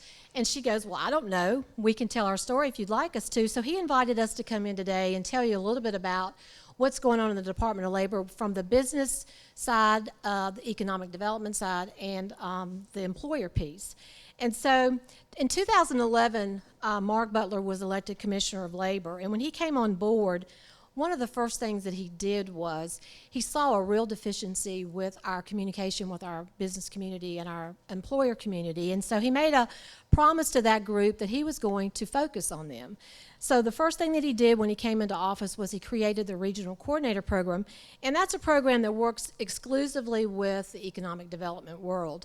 I'm going to pass around some maps because I'd like for you to have the contact information for the regional coordinators that are across the state. We have 13. We follow the same service delivery that the Department of Economic Development does, except we divided the state of Atlanta into two because we felt like we needed two people there to really do a good job with those boots on the ground. So when I finish, I'll get that to you, so you will have the contact information for those regional coordinators that you might want to pick up the phone and call. One of the things that we did when we first started the program was we recognized that nobody ever needed the Department of Labor for economic development. We just never were at the table. So we made a real pact when we started the program to do nothing but go out and build trust and build those relationships and the connections across the state. So when we started the program and we brought the 13 regionals together, and I looked at them and I said, all I want you to do is build relationships. And they were like, that's it? And I said, yeah, it's kind of like the field of dreams. You build it, they'll come. So the first year, all we did was we spread ourselves very thin, and we really, really knocked on a lot of doors, made a lot of connections, and created that energy that we needed to be trusted and to show the credibility that the Department of Labor now had in the economic development world. Since then, we have sat at the table with so many prospects looking at Georgia. And we have a team of folks back in our statistics department that builds the request for information, which is we call it RFI, and those are used to look at the landscape of a particular region or a particular area in the state of Georgia and sit down with those prospects and talk about what the workforce looks like, what the commute patterns looks like, those kinds of things. I know Lisa has brought a lot of handouts for y'all, and we're debating with Tim on what to do with them because it's quite a packet. But we wanted to give y'all all an example of what those reports look like, because that will give you a real complete understanding of just the kind of stuff we talk about when we sit at those meetings. Well, when the Regional Coordinator Program was created, Mark began to talk to me about, okay, we need to do something with the employer community. And my background is in staffing, so he said, how would you like to take on a new unit, the Business Services Unit? And I love the name of it because it just spoke volumes for what we wanted to accomplish. I was like, yeah, I'm game. So we inherited about 45 people. And when I say inherited, I was lucky enough to handpick all the regional coordinators. So if anything fell apart with that, it's on me. But you guys know how tough it is when you inherit people that you have no relationship with, you have no choice in the matter, they're just yours. So we had our first meeting of about 45 people, and these folks were going to be our business service recruiters. And that name totally encapsulates what they do. They're the foot soldiers for the Department of Labor, and what they do is they knock on those businesses' doors and they say, what can we do for you? Back in the day, we used to go and beg, beg, beg. We need job orders. We need jobs. We need to post jobs in our career centers. And I'm a firm believer in, let's not go ask for stuff. Let's find out what y'all need from us. So we took a totally different concept and a different approach to it and put those people on the street and did exactly what we did with the regional coordinators and said, build relationships, build that trust, build that credibility, and it'll come. And it has. We've whittled it down to about 30. And I say that because that was a good thing. You know, sometimes inheriting too many people can clog the process up. So in the first year, we were able to sort of weed out some people that just didn't like the mindset of what we were doing, didn't like the type of work we were doing because we were out and about. I told them, you can't do your job sitting behind a desk. You got to be in the car. You got to be knocking on those doors. You're the foot soldiers for the agency. That wasn't attractive to everybody, and that was okay because I was fine with that. Let's bring the people on that really want to do this job and really recognize the importance. So those folks have been just a fabulous group of people out there really making the connection for the Labor Department. Also in the Business Services Unit, we have our customized recruitment program, and I don't know if any of you have ever heard of it or not, but when we first started the Business Services Unit, one of the things that we found out when we sat at the table with the prospects were, we talk about workforce, we tell them we've got these people in the communities, but how hard is it for them to find those folks when they come here? So what we offered to employers, if they chose to come to Georgia, was let us be your mini HR department. While you're ramping up, while you're moving your industry here, let us do the hard work. Let us do the recruiting. We know the area well, and you can take care of the other stuff back home. Well, we did this for probably about 6 months, and the Department of Economic Development got wind of it and really liked it and said, how can we partner to make this part of the incentive package for employers that are looking to come to Georgia? And so we then became a partner with the Department of Economic Development, and now when companies are looking at Georgia, we partner with them and they make the decision on how we offer customized recruitment. So it's not a one shop, it's not a one-stop fits all. It's based on the incentive package that the governor wants to offer these companies. To date, we've worked with 38 companies, and I'll give you a few stats, and I don't know if this means anything to you or not. It certainly does to me from a standpoint of how tough recruiting is. We have this little team of 5 people, and I will tell you they are hardworking folks. We had 2,500 job orders for these 38 companies across the state. And out of those 2,500 job orders or positions that we had, we screened almost 36,000 people. And out of 36,000 people, we found 6 that were qualified. So that tells you the type of work that HR people would have to, put in when they move to the state just in recruiting and ramping up. Out of those 6,000 people, we placed right at 2,000. And to date, I can tell you, and this is a statistic that I'm very proud of, our turnover rate with that is around 8%. So our recruitment efforts really do pay off. And the one thing that I say, and I say it often, is we're not interested so much in the tick mark, we're interested in the quality of that tick mark. Because at the end of the day, we're no help to those employers if the turnover rate is going to be high for them. So our goal has been to really have a high level of communication, listen to what they want, really build that recruiting around their industry. It's not about what we want, it's about what they want. And so this team has become extremely popular. I will tell you that the commissioner is very interested in making it available to expansions. 68% of the growth in Georgia is around expansions, which would be great. But I tell you, we need money because we don't have the people. In order to do this job, we need the people and we need the financial backing to really make it, the strong program that it can be. The customized recruitment has been, I will tell you this, I've gotten calls from all over the country, all over the U.S.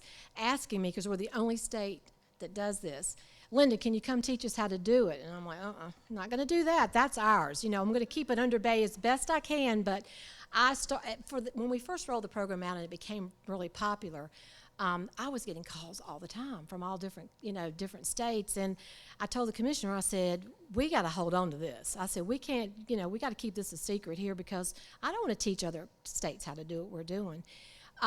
It's all about commitment and it's all about communication and listening. So this particular program is really popular and probably one of the most proudest things that I am of what we've done because we've made a difference. And now when we're at the table, I'll never forget the first time I went to one of the meetings and I saw the big PowerPoint and it showed all the incentives on there and there was the Georgia Department of Labor, $4 million.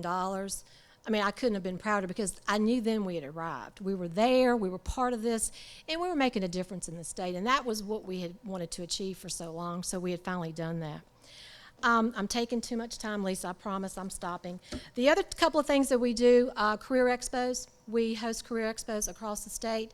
That is like, for example, a company is doing a mass hiring event.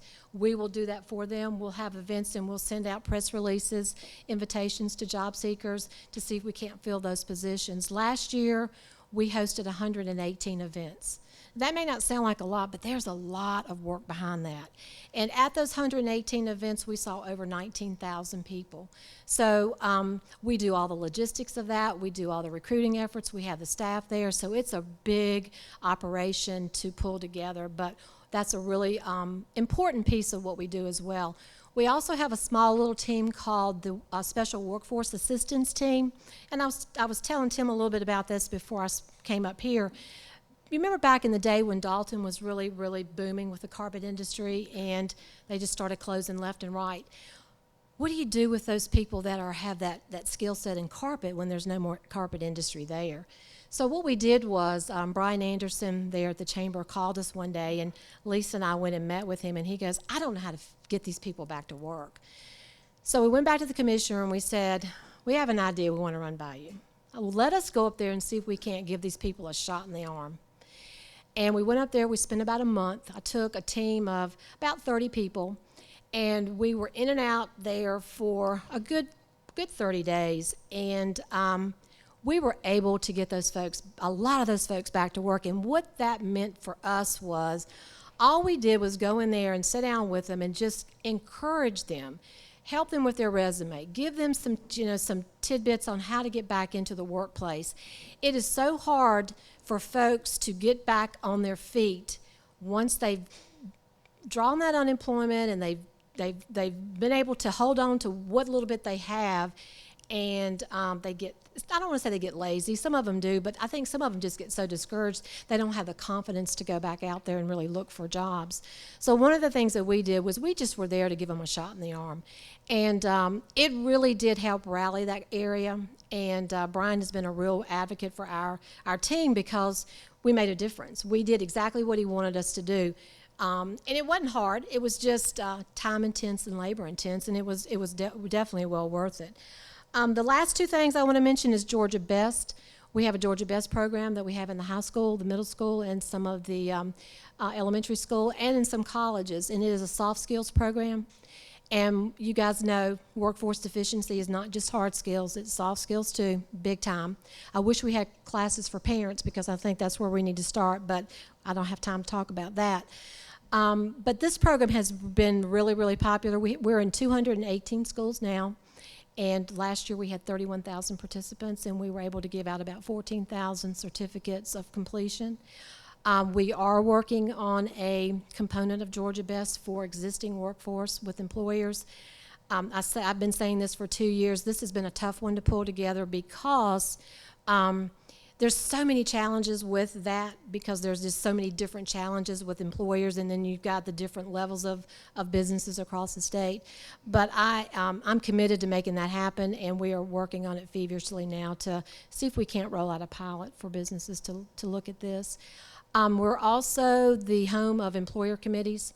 We have employers across the state that like to get together and share like problems, like issues, and they meet on a monthly basis, and we sort of, spearhead that for them and bring them together. And our commissioner's going around right now, has been doing this for about 4 years, hosting employer summits. And we host those in every region, and we bring in a full day of speakers about issues that employers want to talk about. And he's in Savannah today. He's going to be there all week doing these summits, and we're averaging about 100, 150 employers at these events. They've become really popular, and our business services recruiters are the ones out there marketing it and pulling it together. So that's an overview. Tim, I hope that's what you wanted, because Tim was quite shocked when he found out all the good things that we're doing with the business services unit. And Lisa's going to talk a little bit about the on-the-job training money that she's out here soliciting and trying to spend. And she's a regional coordinator for our program here in Region 1. And we couldn't have a better person behind the helm of this particular program, and the team that she's got up here doing some great things in Region 1. So thank you for letting me share and brag a little bit about what we're doing. I'm going to hand out some information for you to have. My contact information is on there, and I'd be happy for you to call me, email me. I would love to talk more about what we do. Thank you very much. Yes, yes. See the statewide. Ooh, that was hot. That was wow. Since you see the statewide picture, when you do the employee screening processes and you've got all these thousands of people coming in, what do you see as kind of the two missing skills of those applicants, the top two missing skills? And then kind of conversely, or on the flip side of that, what are the top 2 or 3 things that employers are looking for as well? Well, that's a tough question, because every position that we recruit for has their own, set of challenges. But, when we started the customized recruitment team, we were more in the management top level positions, but we're finding that now we're more in the blue collar, and the deficiencies that we're seeing are just across. I mean, we can't find welders. We can't even find truck drivers. I mean, as easy as you would think that would be to find, they're very hard to find. I mean, advanced manufacturing has become so advanced that, just for example, the folks up in Dalton that lost their job in the carpet industry, even getting those people up to speed in advanced manufacturing is a challenge, because there's just so many, training dollars that we have that we can utilize towards that. I will tell you this, one of the problems that we hear across the state all the time is more about soft skills. Employers will tell us all the time, you bring them in here, if they'll come to work every day, if they'll show up on time, I'll train them how to do the job.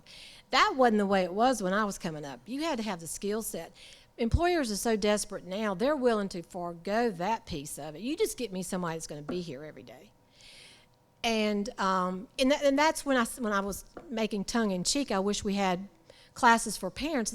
That's where parents play such a huge role. That is learned behavior that I can't change. And we can start the process, but it's not an overnight thing. I told an employer one time, I said, if you want to know if an employee is going to be at work every day, I said, go look at their school records. That's going to tell you all you need to know. Because if they miss school a lot, they're not going to be at work a lot.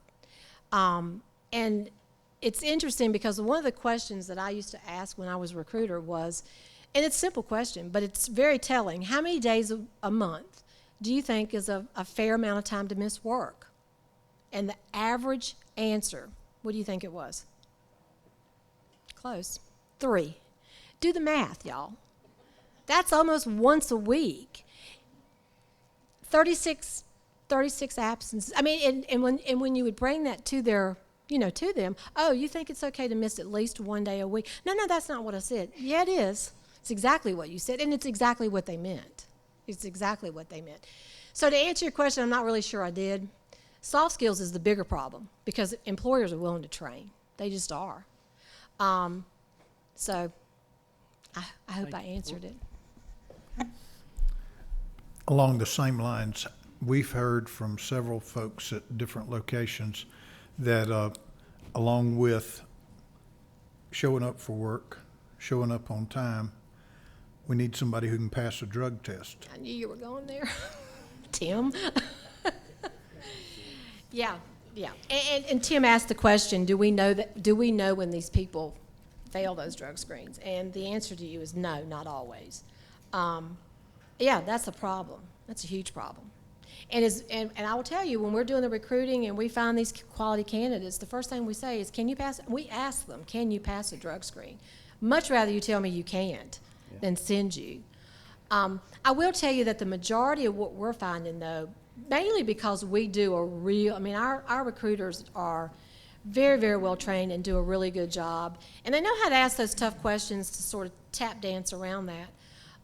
We haven't had a huge issue with that, but overall, across the state, it's big. It's a big problem. And we don't drug screen.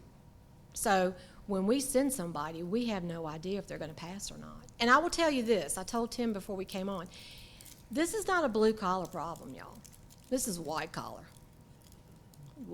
problem. And communities are going to need to get behind this because it's just going to get bigger. And then you've got the opioid problem that's going across, epidemics across the states. It's just going to get worse. And I don't know the answer to it. Listen, it's beyond my comprehension. So, anybody else? Okay. It seems amazing what you've done. What kind of budget do you operate this department on? Oh, I mean, can we take a collection? I mean, we have literally. Do you have a budget that you work on? $4 million. $4 million. All right, thank you. And that is, and that's 65 people that are across the state doing this work. So, we're as bare bone right now as we possibly can be. And that's why I say, if we could get some pots of money, we would definitely enhance a couple of these programs to really stretch ourselves even a little wider. But yeah. Thank you, Mr. Chairman, and thank you for your presentation.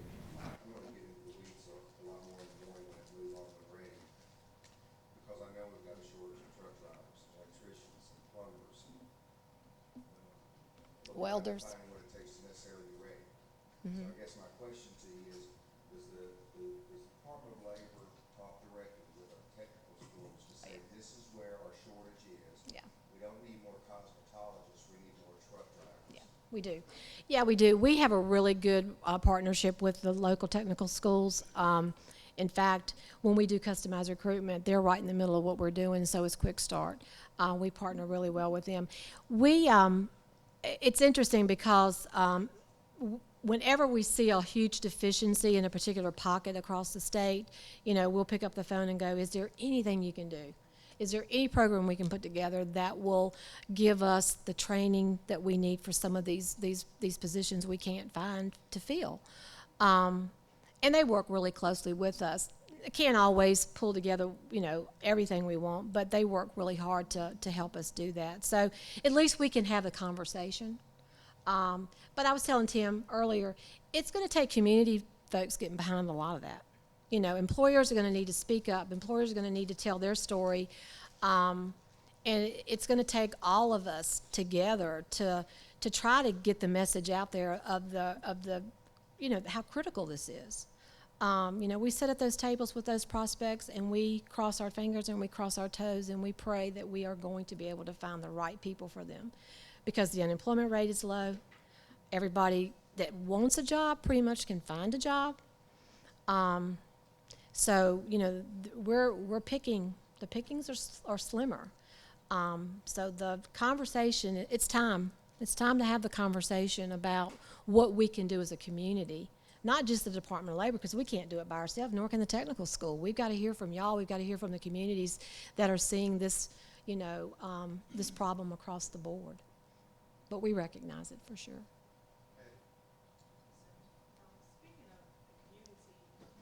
Suggestions that you could probably offer to the industry that I work with, funeral industry, talking with some funeral directors, they're finding that not very many young people are interested in becoming embalmers.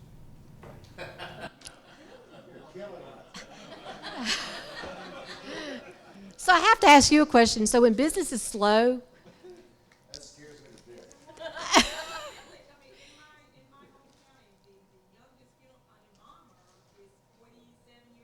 really.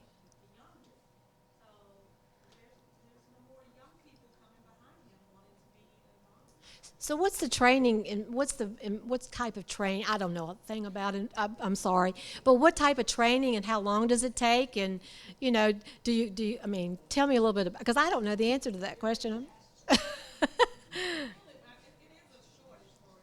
Really?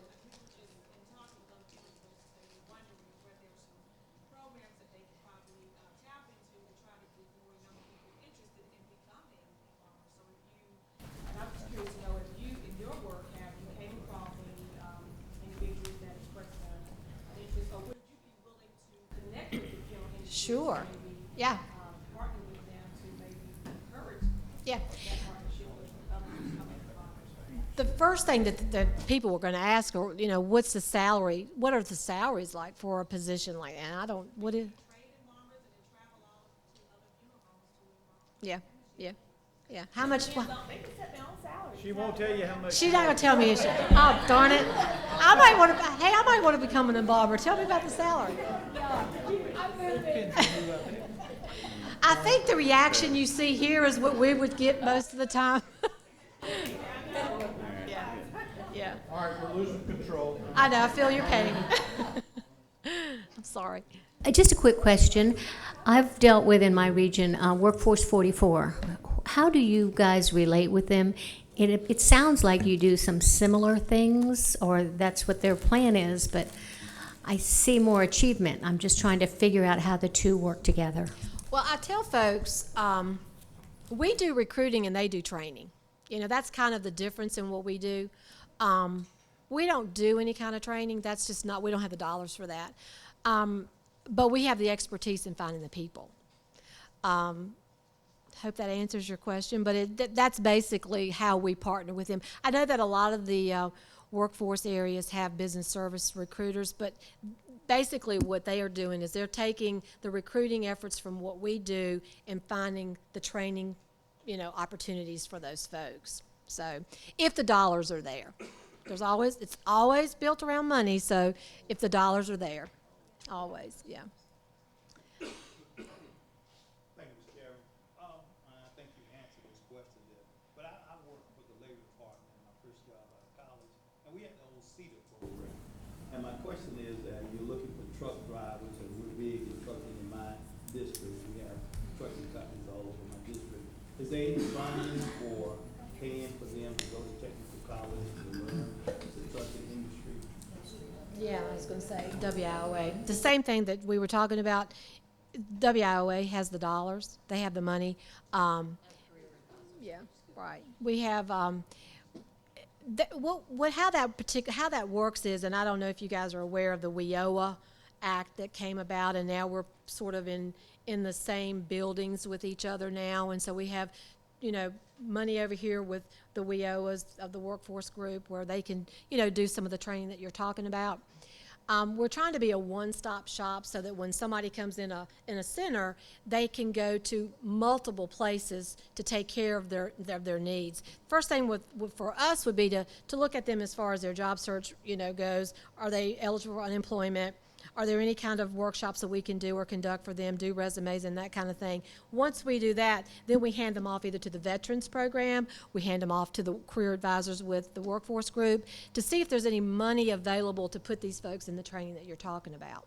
So the answer to that is yes, there is some. What we do is we just sort of facilitate finding the folks and then handing them off. So, you're welcome. Because we're starting to run a little bit long. I'm We can sorry. hold up on, no, it's fine. It ain't your fault. It ain't anybody's fault. A lot of curiosity and everything that you've talked about. But in order for y'all to finish up the presentation, then, like we said a little while ago, if y'all will kind of hang around to the end, because there probably will be more questions. So, Okay. thank y'all. Thank you so much. I appreciate it.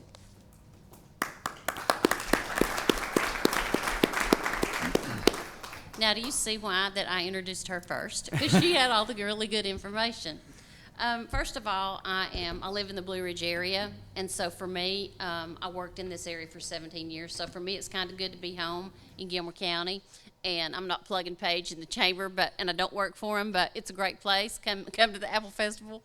But the one thing that Linda talked about, and I think that is the one thing that we can focus on with on-the-job training. This is something that is a program, that it's a federal program, and it is, the funds are given to WIOA and they're given to the Regional Commission, or to the WIOA and then they give them to the Region Commission. In our area in Region 1, it's a little bit different. So what I'm going to talk about does not necessarily mean that it's for your area, but it is something that you can certainly look at and ask for. But the on-the-job training program and the departments and the agencies that we work with are just what Linda said: the economic development at the state and local level, technical schools, regional commissions, community agencies, and then also definitely our local employers. The highlights of the on-the-job training program is we work with a 15-county area, and I have 4 ladies that work with me that are business recruiters for the on-the-job training program. We look at and we talk with employers, we work with the schools, we get any kind of a lead we can from employers on what they need, on the particular jobs they have available. We talk about the jobs, what is going to happen with, and how are they going to get the training, and how is it going to be affected. So what I'm going to talk about is that it's federally funded. It helps put people back to work if they're laid off. There's two certain criteria that they have to meet to be part of the on-the-job training program. They either have to be dislocated workers, which means they lost their job due to no fault of their own, were laid off, got benefits, and are no longer working, or they are on federal assistance. The reimbursement for these programs can be anywhere from 50 to 75% of the training wage for the employer for up to 480 hours. And basically what we do is this: we talk with the employer, we set a strategy, we look at what the employer needs, what is the job, what is the job description, how long is it going to take to do the job. We have case management people that will go out, they do a total assessment of the job, and then we assess the people. There are 119 assessments that we use through the Prove It. So anybody that we send to talk to an employer has been pre-tested and has done the Prove It assessment. However, I want you to bear in mind that the people that we are sending to these employers do have to be WIOA eligible. So they have to be a dislocated worker, or they have to be an adult, which means they have income guidelines. But, and the one thing too is that, and I think a lot of people lose sight of this is a program for small employers also, and it's very beneficial. The OJT program that we did, and I'm very proud of this, I'll brag like Linda did, but for our area, last fiscal year, the on-the-job training program, we placed 169 people in our little 15-county area with 20 local businesses, and the average range of salary was from $13 to $88 for low income to $15.44. Now, the guidelines that we pay back to and can reimburse to an employer depends on what the feds tell us, because this program is through the U.S. Department of Labor and is overseen by them. Right now, the numbers that we're looking at are anywhere from $12.44 to $13.44 to $54 to the entry-level wage.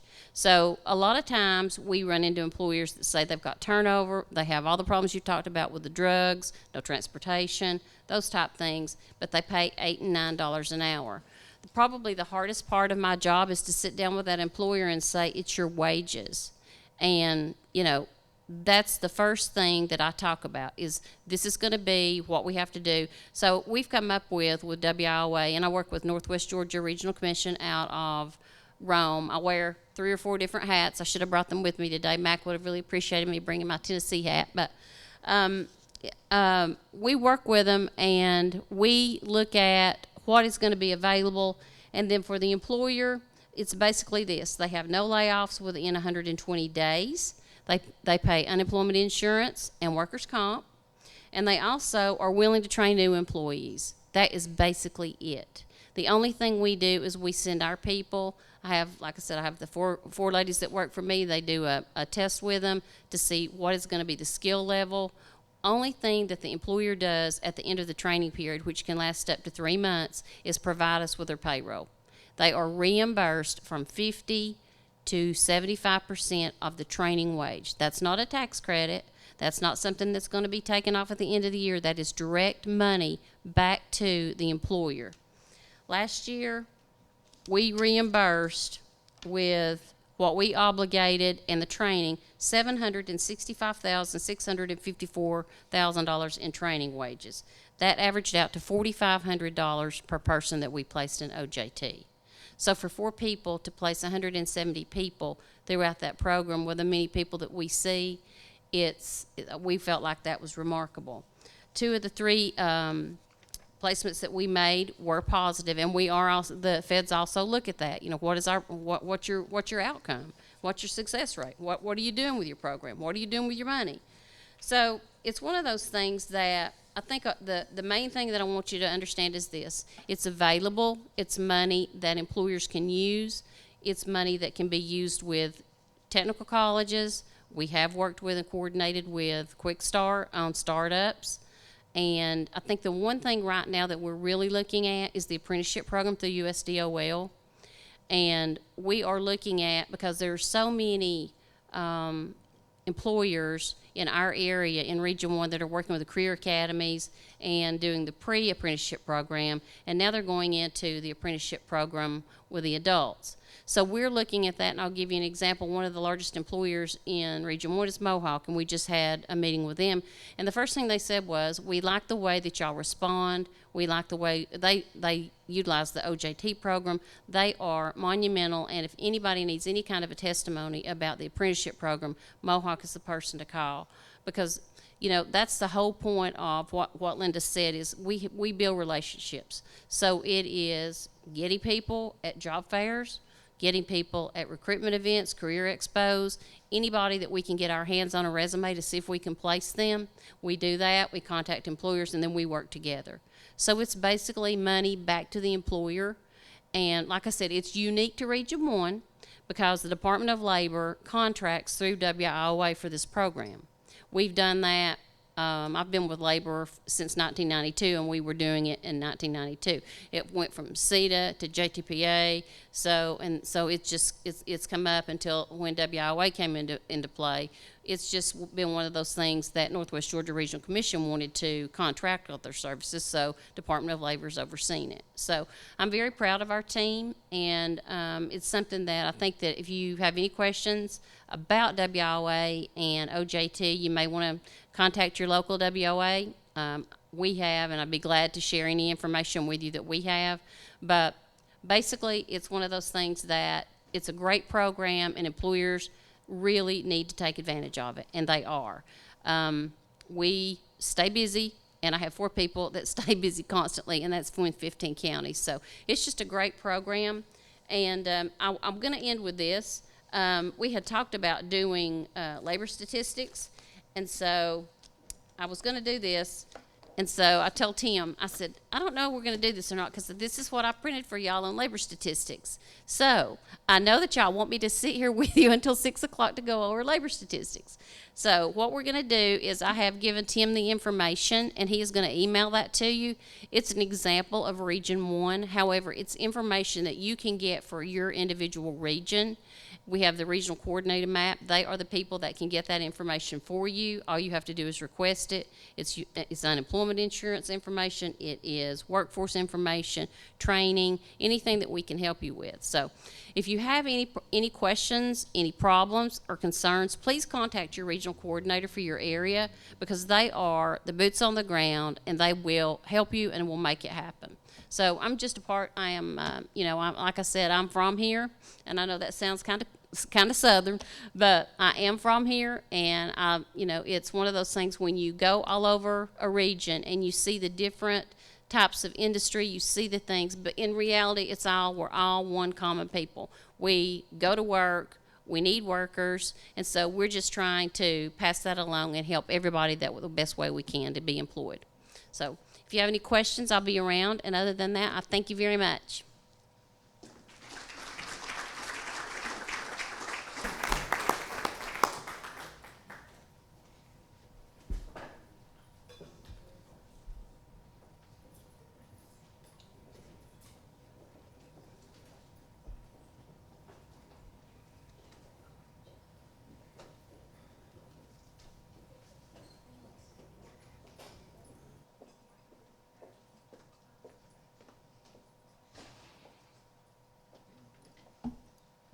Do it while you talk.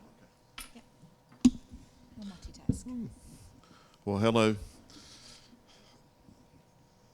Chairman and Vice Chairman, first of all, thank y'all for allowing me to show off Dublin a little bit today.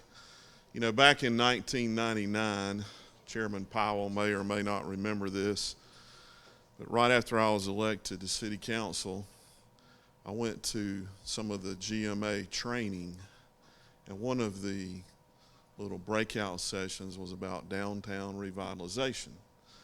And a quote stuck with me for a long time, and it's still with me.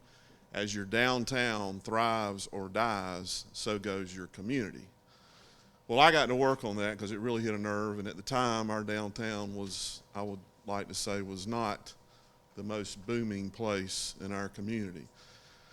I didn't do that well.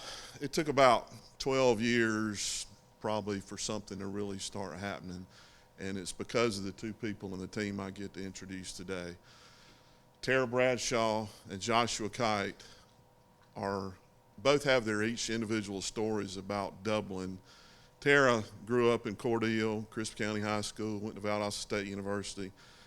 And in 2012, she came to Dublin, I believe, as our Main Street director. And we had a little secret weapon in Dublin, her husband, so he wouldn't let her go. They met, and she can't go away now because I know her in-laws, and they're not going to let her go anywhere. Joshua grew up across the street from me part of the time, and I'd have never thought, one, he would go to the University of Georgia and graduate, but go to Harvard Law School and come back to Dublin and work. And we're great and happy and pleased to have him back in Dublin. They've been a team in our Downtown Development Authority for the last 4 or 5 years, serving in different roles, and they're going to share with us today how they've done what they've done. And over the last 4 or 5 years, we've had over $20 million invested in our downtown. So please come share with us your info.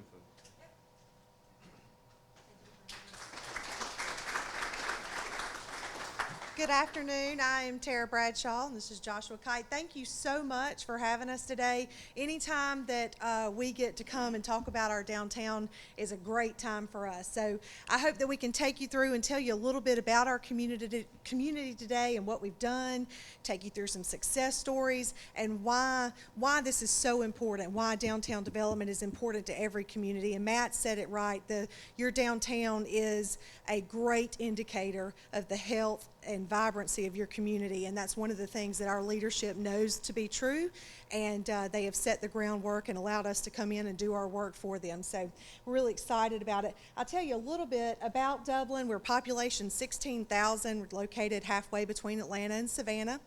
We're part of Lawrence County, population just at about 50,000. That number was really close. In the last 10 years, we've seen $30 million invested in downtown Dublin. That's both public and private dollars put in. A little bit about our organization. Our DDA was created in 1982. We've been a Main Street city, a proud Main Street city since 1989. And over the last few years, we've worked really hard to sort of diversify the income that we have, and we'll talk a little bit more about that, kind of give you an idea of how we're funded: city, county, SPLOST funding, and hotel motel tax allocations. That's just a little groundwork about who we are. In downtown Dublin, we like to say we're home to good food, good people, and good music, and everything we have done has really circulated around that. All the projects and the renovations and public spaces we've built have really created a collection of businesses and events that all work together. They all work together to tell a story of who we are, and the funny thing is what it's doing is creating jobs, which is fantastic. It's saving our historic architecture, but it's also reconnecting people to downtown that may not have ever had that connection because it fell in disrepair for so long. So this gives you a little idea of where we are. This is a small portion of our DDA district in Dublin. The $30 million is concentrated in a 12-block area. You can see all of the blue parcels, those are pieces of property that have been renovated, and all of those are privately renovated properties. Green spaces are, of course, the public properties, and the yellow, we've got some ongoing, which is a lot of fun.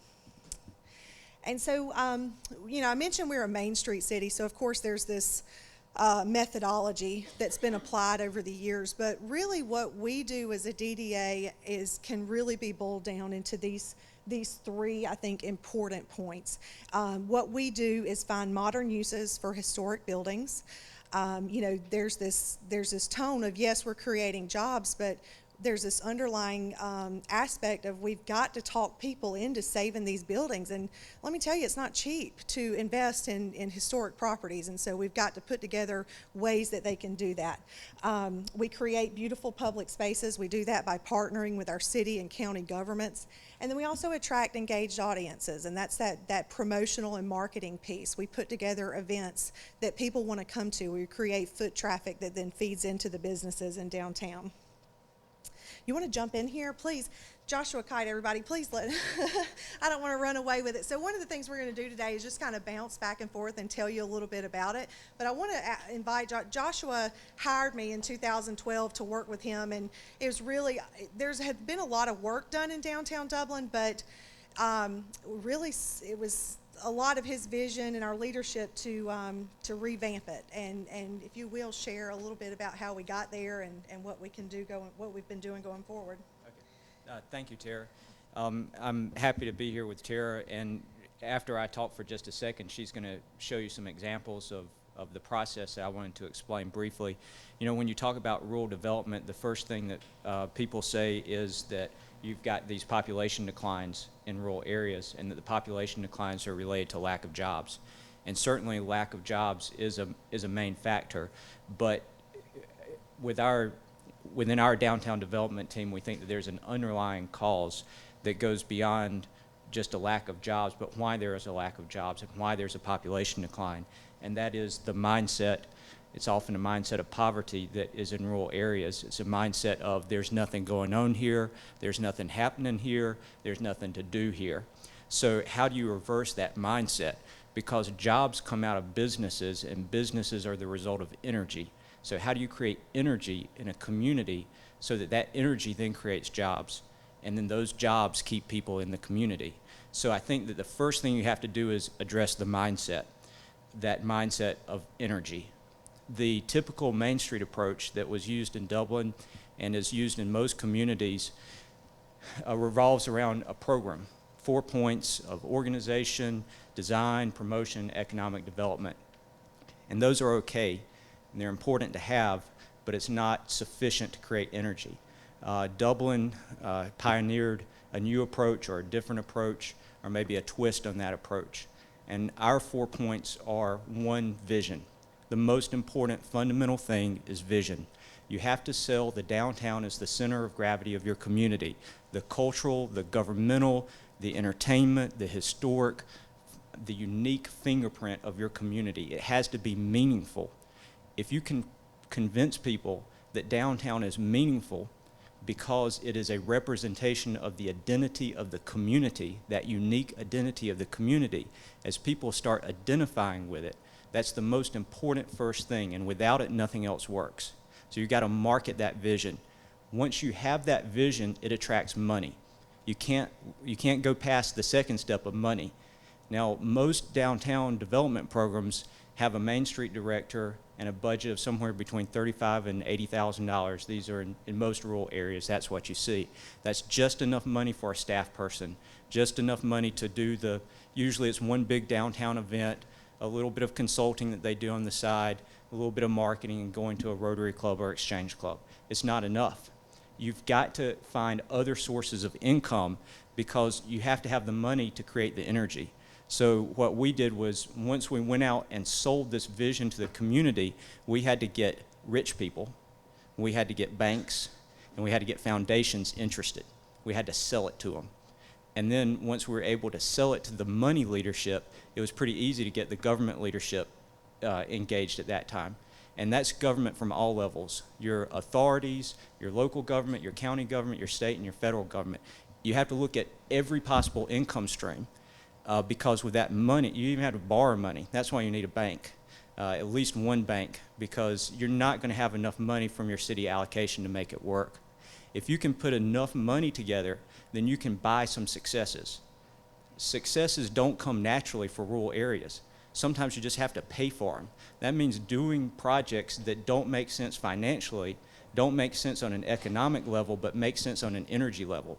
And we've got an example, a great example of how we had to buy a success downtown.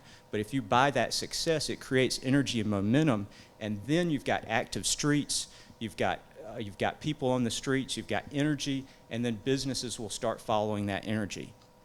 Finally, once you have the energy, then you have to have opportunistic economic development. So that's the final stage, is opportunistic economic development. That is contrary to most plans which focus on having a master plan. Most communities you go to, they say, oh, we've got a master plan. And they pull it off the shelf, dust it off, and show you the master plan. Nothing's ever happened on the master plan because you can't master plan private business. And a downtown's not going to work unless you've got private businesses engaged. Instead, you have to have unallocated funds from multiple sources that you can throw at a project the way your private developer needs it. One developer might need parking, one developer might need an architect, one developer might need a historic tax credit consultant.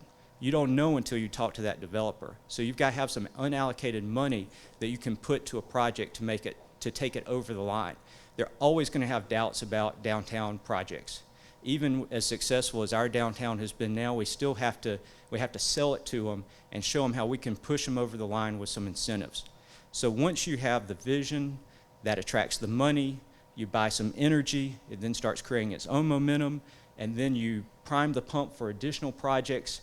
Once that starts happening, then it's all downhill, because then your private enterprise takes over because they see they can make money. Your ultimate goal is when you can step back and let business people start making money in downtown. Now, it's still important to have the Main Street approach in. You need your historic design protections. You need an office where a single point of contact where people can talk about it, talk through these issues. But the approach, I think, needs to be more opportunistic, more vision-based, and more energy-based. And I think that you can see that it actually has worked in Dublin, and Tara's going to take you through some of the projects she and I have worked on. Yeah, and he's right, talking about being opportunistic, we've been talking a lot the last few days on what our success, how our success has happened, and what that vision's been. It's been really good for us to reflect on it. And it's, as he was standing here talking, I just thought of something. We are opportunistic. We cast a very wide net, and these projects I'm going to take you through, we're both going to kind of tell you the story of them. You'll see that he catches the fish and I clean them, and we're a really good partnership that way. So we hope that you enjoy seeing these projects, and please jump in and help me with these. So we like to celebrate the wins. So we're going to take you through and maybe show you some of the tools that we've used, how we've put together those projects. This is probably one you may have heard of. We last year won the Economic Development Project of the Year from the Georgia Downtown Association. This is our 1912 First National Bank building. We call it the skyscraper. When it was built in Cotton's heyday in Georgia, and especially in Lawrence County, Georgia. Is really the epitome of the golden era. It was the tallest building between Macon and Savannah, but because it was shuttered from the late 80s to about 2013, we call it the tallest eyesore between Macon and Savannah. And let me tell you, it was really a black eye on our community. So I'm kind of starting with the end game. This project was the Hail Mary of every project we've ever done. We threw at it just about every resource we had to make it work. So all the ones you'll hear after that were sort of leading up to this, but I thought, let's go big or go home first. So here's some historical photos of the building. It was a bank. The upper floor served as lawyers' offices, dentists. I love to hear the stories. People come through town and said, you know, I got my first cavity on the 5th floor there, and I hated coming there, you know. But we also had our first elevator, I think south of it, Macon or something like that. So great building, a huge landmark in Dublin. So a lot of pieces started coming together in 2012, 2013. Really all of those points that Joshua just covered, the creating the energy, the putting the money pieces together. So I'll tell you what happened. And so DDA jumped in. They decided to do a lot of the pre-development work to get it qualified for historic tax credits, spent about $50,000 up front. We located a developer and tenant with a large team that was part of that. What we wound up with was total investment of about $4.2 million, and the developer was able to receive historic tax credits in that. This was a great project, wasn't it? It was a lot of fun. So we've celebrated it. The end tenant wound up being Georgia Military College. They opened their 10th campus in downtown Dublin. They now have succeeded in going past their goals. I think they started 238 this past quarter, which is great. That's 238 young people that we did not have coming through downtown Dublin prior to this project. So it was really exciting. It opened in 2015, so they're coming up on 2 years. I think even Matt, you'd agree this has been the one. So it was a great project, a great story of how a lot of people came together. So just, some of you may be curious about the money aspects of it. You know, a $4 million project in a small town was a big undertaking. We were able to use $50,000 of economic development funds from the SPLOST, the Special Purpose Local Option Sales Tax.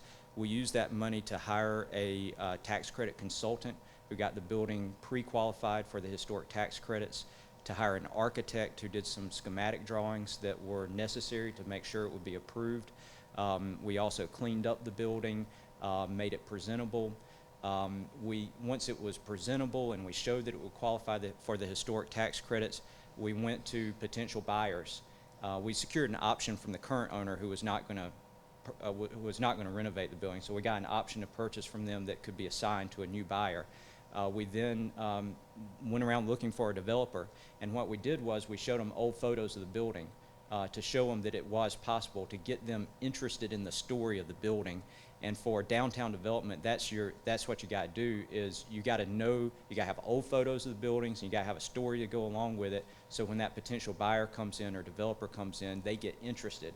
And a lot of people start getting obsessed with the building, and when they start getting obsessed with the building, you know you got them. You know that you're going to have a good project.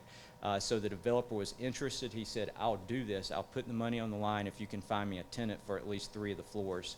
And that's where we used the connections of our mayor, Phil Best, and I think Matt was involved as well, trying to get Georgia Military College. We knew they were interested in expanding. We brought them down to the site, showed them the possibility, And once they were on the line, then the developer was there. The city ended up spending about $300,000 on the parking lot that's behind the building. That parking lot serves multiple businesses now. So it doesn't just serve this building, but it serves that entire block. That was a good investment on the city's part.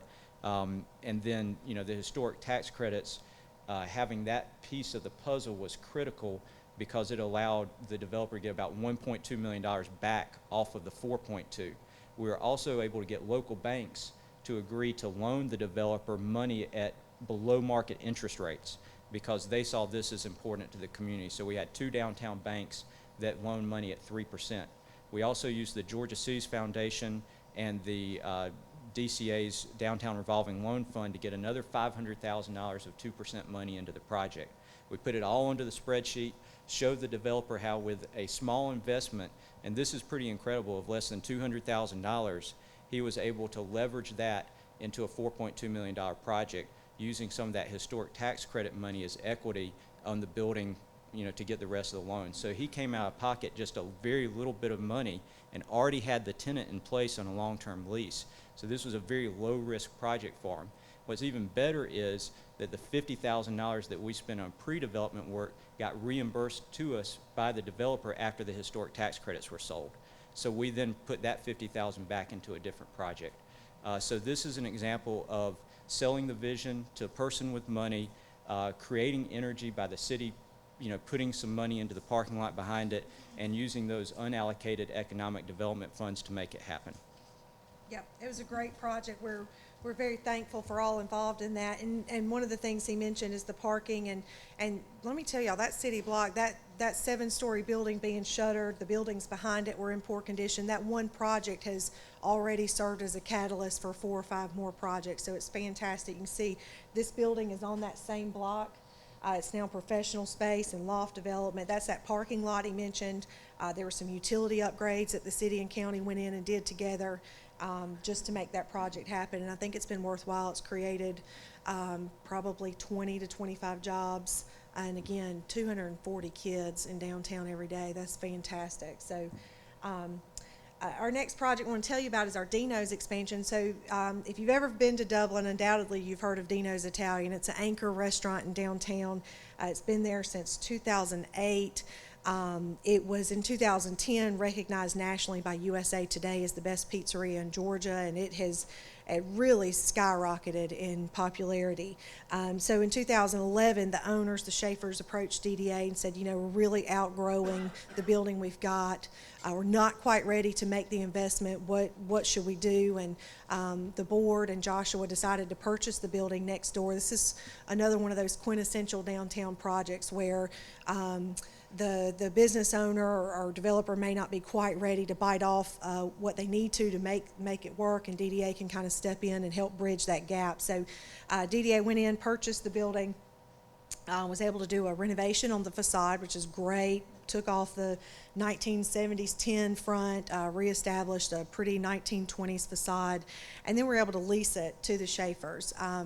A great program that we have used time and time again came out of this project, our Downtown Loan Fund. This is a shared participation loan between our 2 downtown banks. It's up to $20,000 at about 3% interest, so it's just another tool to help business owners and developers in downtown. This was my first construction project that I'd ever worked on, and I really learned a lot in that. Just from the economic side of it, it made sense for the DDA to purchase the building because we could borrow the money at a lower rate than the private business could, and we don't pay property taxes. So we were able to lease it back to them at a lease rate that they could afford, whereas if they tried to do it themselves, they would have to pay a higher interest rate and have property taxes on top of it. That little bit of margin that we were able to provide by the DDA owning it, with them having an option to purchase, allowed that project to be successful. What's more is that when they bought the building about 3 years later, the DDA ended up making money off of the sale, which we were able to put into different projects. Yeah, and that's the great part of it is now this building has been renovated. It's at a higher value than it was when it was purchased, and it's back on the tax roll. So ultimately, that's what we're here to do is to help get these buildings back in private hands. So I want to run through a few more with you. This is the house that almost wasn't. So in 2012 or 13, our city went in and purchased an entire city block adjacent to our theater and a church, and the plan was to turn it into parking. As for us, and I know this might sound a little out there, we're just not into asphalt. Creating city blocks filled with hot black asphalt is just not the way to make a downtown connected. So we worked with the city. We said, this may not be the right way to go. They tore down a house next to this one that was in very bad condition. It was an old boarding house, but they were just getting ready to tear this one down, and we talked to them about it, told them, we really think there might be something there worth saving. This is a architecture you just don't see anymore. The structure's there. It's built right at the turn of the 20th century. So what we did is had some preliminary construction work on it. There's some final siding. We had that taken down. We had a little feasibility study done by a local construction company to see what was there. And sure enough, it was come to find out a form of railroad house architecture that really defined that whole neighborhood that was right there adjacent to downtown. So once we learned that, there was no way we were letting it get torn down. And so we worked with, like I said, we did a little preliminary work. We found a tenant to come in, and they purchased the building at a below market value from us, renovated it, put about $130,000 into the property, and now it's been operating as a successful law firm right there in downtown. So that was really a great project for us. We were able to partner with the city. Anytime there's underutilized property or an opportunity for us to get that property into private hands in a more beneficial way to downtown, the city's been quick to work with us and make that happen. So we're glad to have that partnership.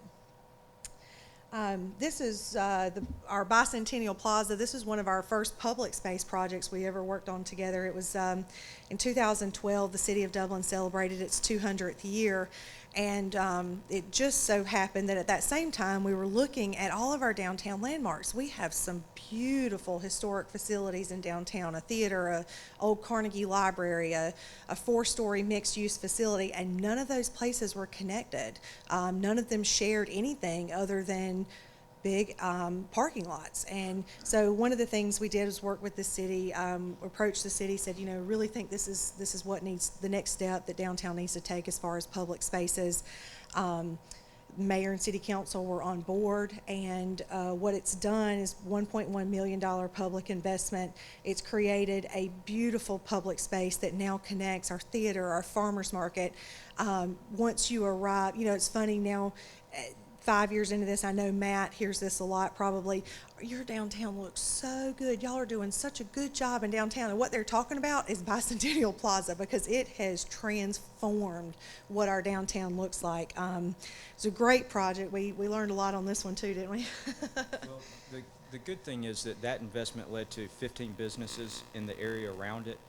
The property taxes that have been collected on the new construction and the new businesses will pay for the plaza over a period of 20 years.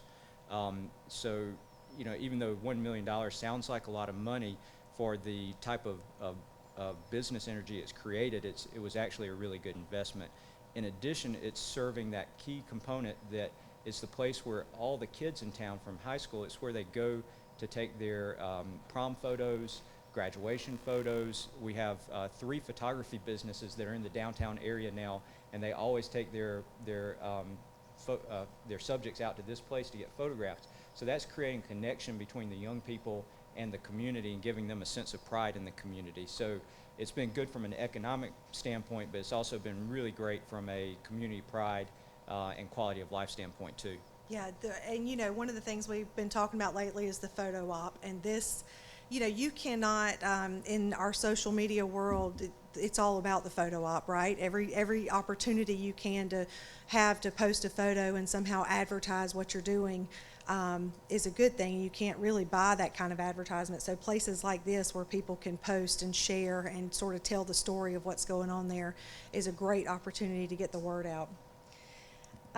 So in April of this year, I'll fast forward a few years ago, we had a resource team in town, and our local historian mentioned during a meeting that Dr. Martin Luther King Jr. gave his first speech in Dublin.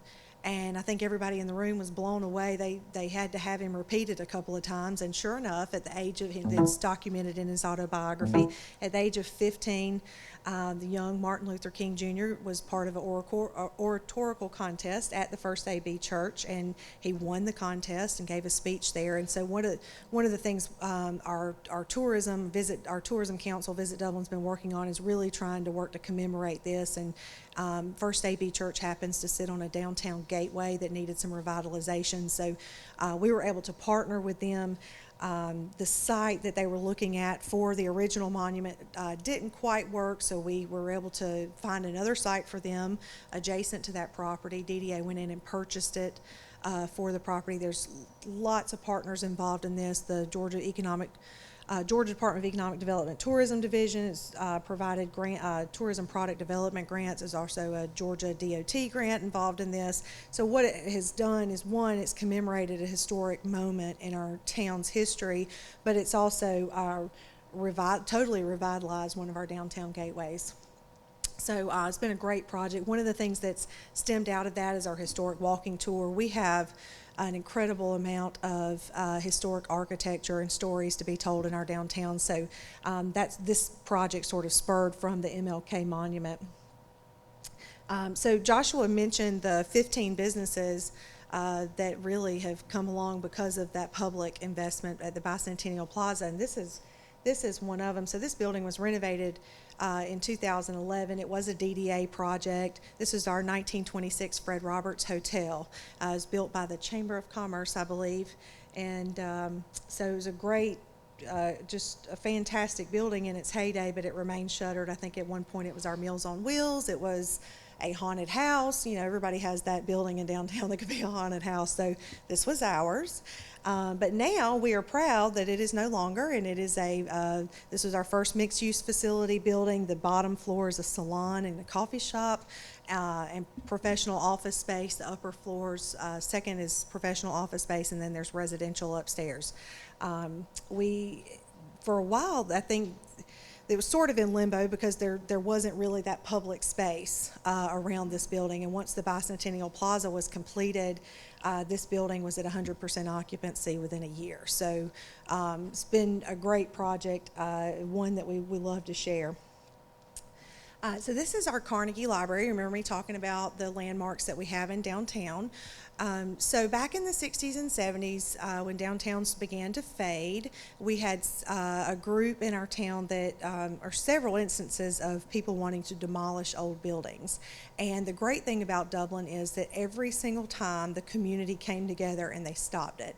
And this one was a really interesting story. In the early 1960s, our Chamber of Commerce wanted to tear this building down to build a low-profile block building so that you could see City Hall from the courthouse on the other side of Main Street.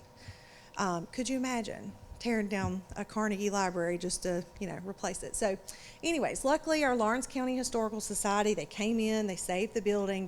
Back in the I guess it was 60s or 70s, I have to remember the date, but they did a very 1970s remodel on the building. They turned it into our Lawrence County Museum, which served its purpose there well until they outgrew it in 2013.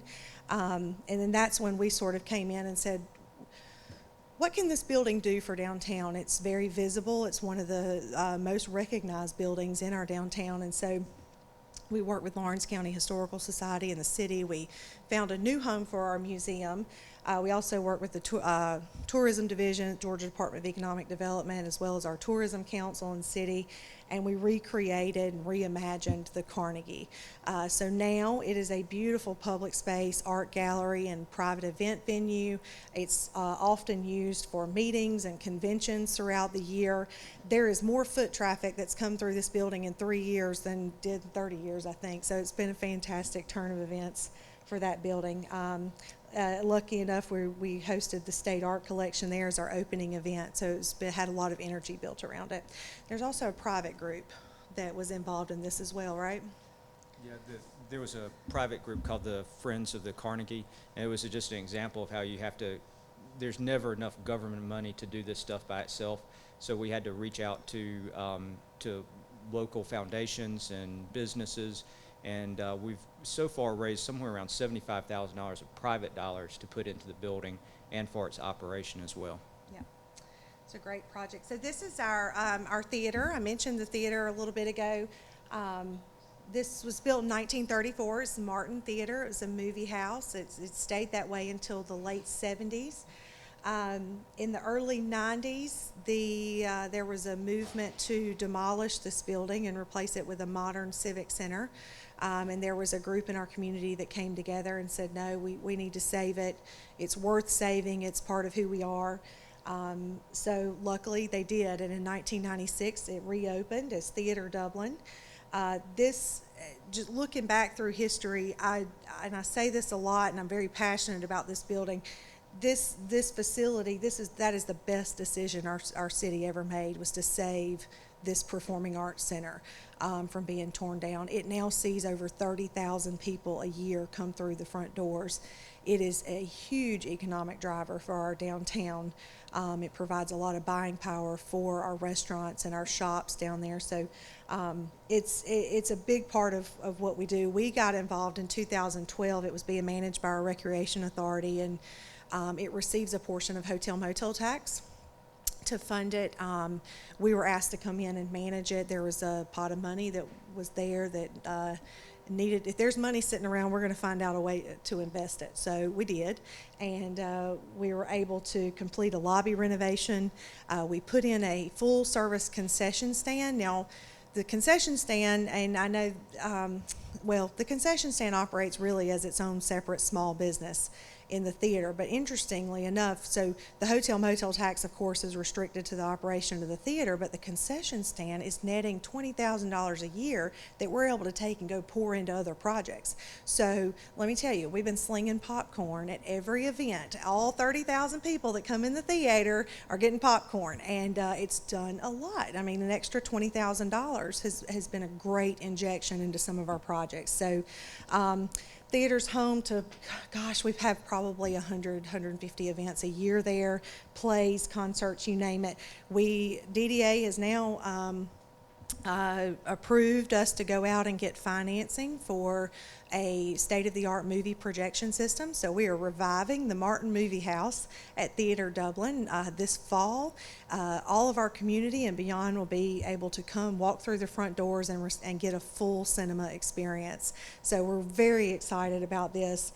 Really, you know, it's all about vintage meets modern, and this is sort of reviving that and having it's a great mix of having the nostalgia where people remember coming to see movies there and going across the street to the Carnegie Library. And now we'll have this new audience there at the theater watching movies again, so it's fantastic. This is our market on Madison. So in 2006, this facility. Oh, are we? Okay. I'll rush through these, you guys. Am I? Okay. So this is our market on Madison. It's our home to our weekly farmers market.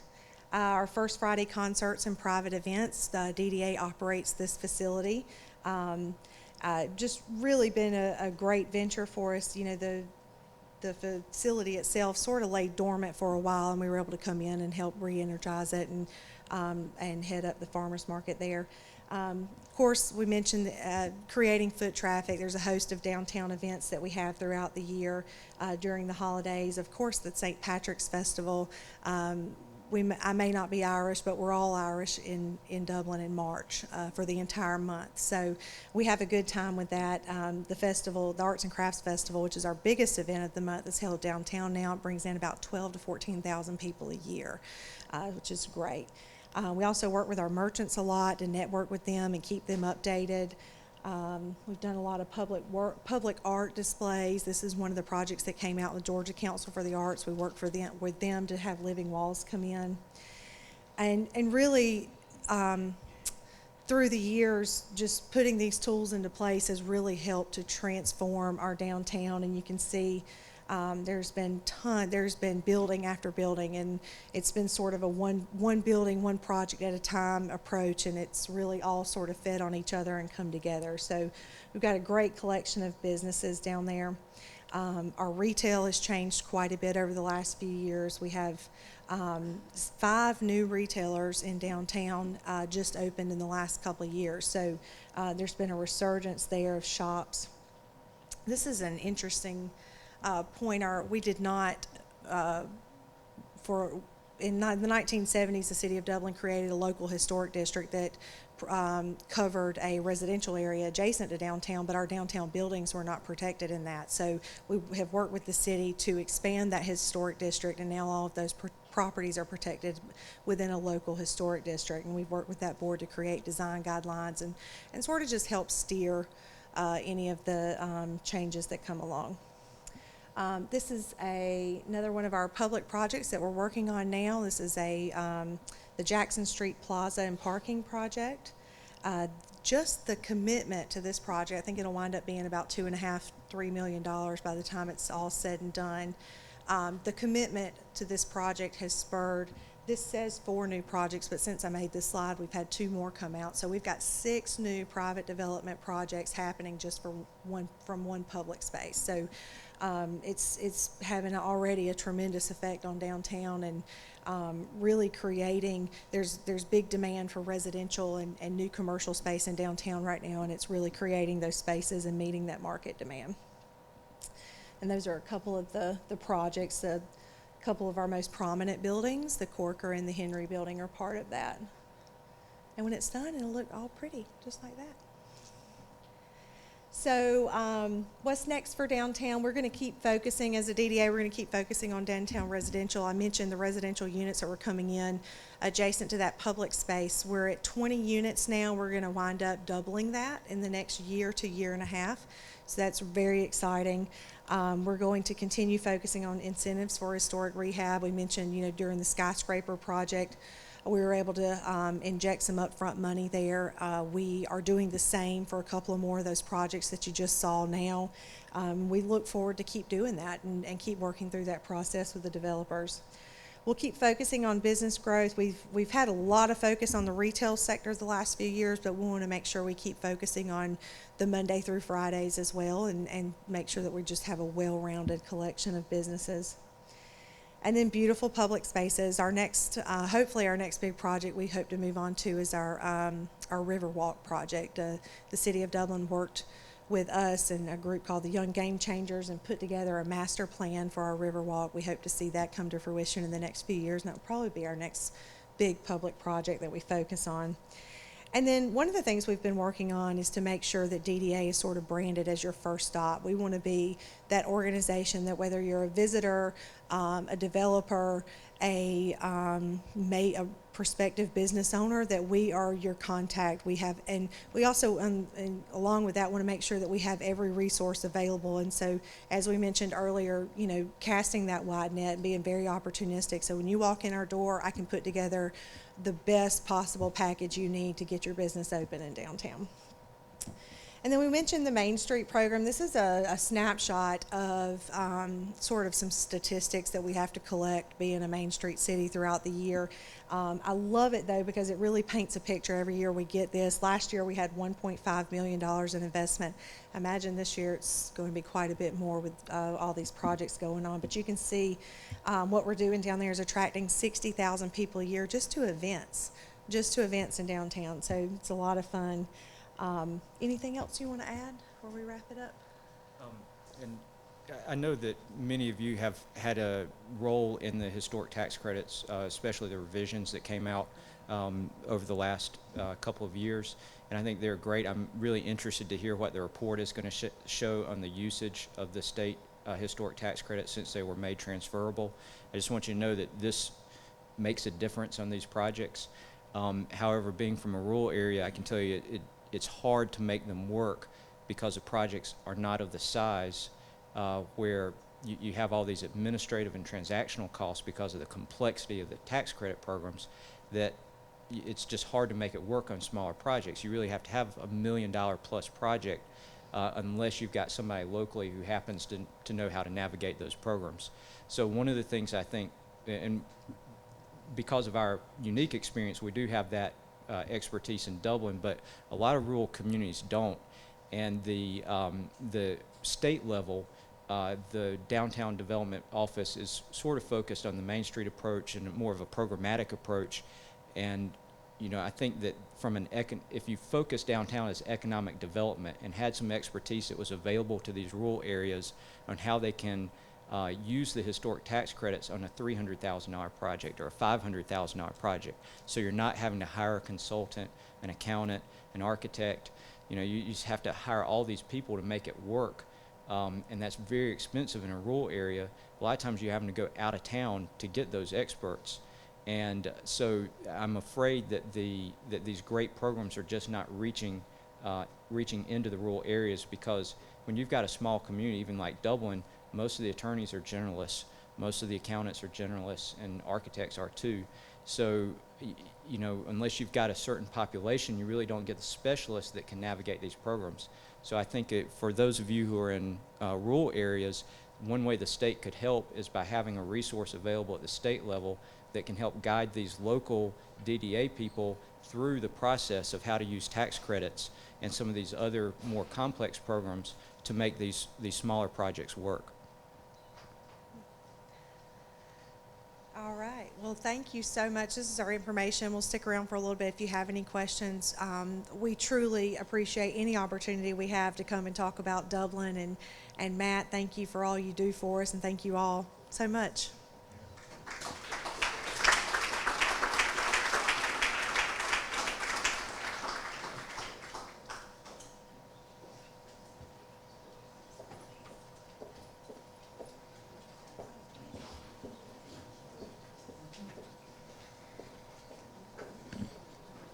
So in our discussions over the last few weeks and days and months, we have talked an awful lot about how important it is to keep young, bright minds coming back home. And I think that was the presentation we just saw is an excellent example of why that is so incredibly important, that we do give our best and brightest a reason to come back home to do what these two individuals just got done showing us.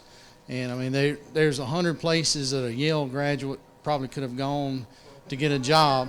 Harvard, excuse me, my bad. Okay, I'll take a beating later. But anyway, you know, there's probably 100 places or 1,000 places for that matter that someone with that pedigree probably could have gone, made a lot more money, but he felt it in his heart to go back home and give back to his community. And that's why that a lot of what we've talked about is why it's so important we give young folks a reason to go back home. So our last presentation for the day is certainly not the least important. It may well be one of the most important. As we had our discussion at our last meeting about rural health care and rural hospitals, and I think I shared with you a little bit the work that several of us have been doing on that over the last 3 or 4 years. One of the things that upon some of that study we'd come up on was that it might be necessary, or it could be helpful, for a community to be able to have a freestanding ER or emergency department or emergency room. Working with DCH a couple of years ago, we were able to get some rules and regulations changed to allow for that. Didn't really have any takers at the beginning. It might have been a little bit of an idea ahead of its time. However, with the recent change of events here in Ellijay and the closing of a hospital, there has been another hospital come in and actually take over that facility, and we're sitting in one of the buildings they've graciously provided for us to use today. So Piedmont has come in and actually opened back up the emergency department here in Ellijay at a closed hospital, in kind of a unique partnership or unique combination of things in the way they're doing it. So we've got Ms. Denise Ray, that's the CEO of the Ellijay Hospital, or what's now known as the Piedmont Ellijay Hospital, or Piedmont Mountainside. I knew I'd get it in a minute. But anyway, so we're looking forward to seeing what she's got to say, and I know she's working to get her PowerPoint up, so as soon as she does, the microphone is hers.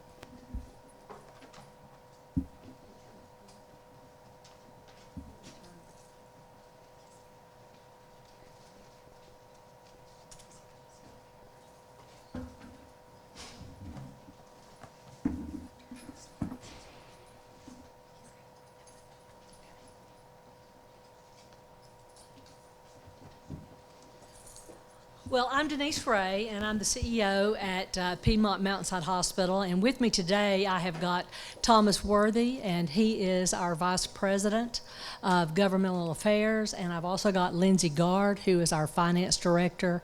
All of us have been working on this project that we want to show you today. This is a case study for Piedmont. It's really what we feel like is a pilot to success for rural hospitals. Some of the things that we really want to review with you okay, we're going to go back. Some of the things that our objectives today is to kind of give you a short history about Piedmont Mountainside, where we started from and where we are today. We also want to talk a little bit about the impact of reimbursement and inflation on our rural hospitals, and also what impact that is having on those communities that are seeing their hospitals leave the area. We want to talk a little bit about what we felt like we could do as a larger healthcare system to provide care to those residents in Gilmer County.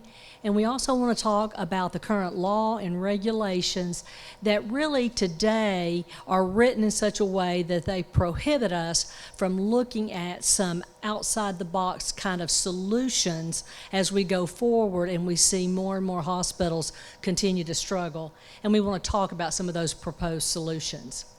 So when you look at Piedmont Mountainside, it started out as Pickens County Hospital, and it opened in 1969. In 2001, Sunlink purchased the hospital, and the location that you see here, they built a new hospital in 2003. As soon as they got the hospital built, Piedmont came in and purchased the hospital from them.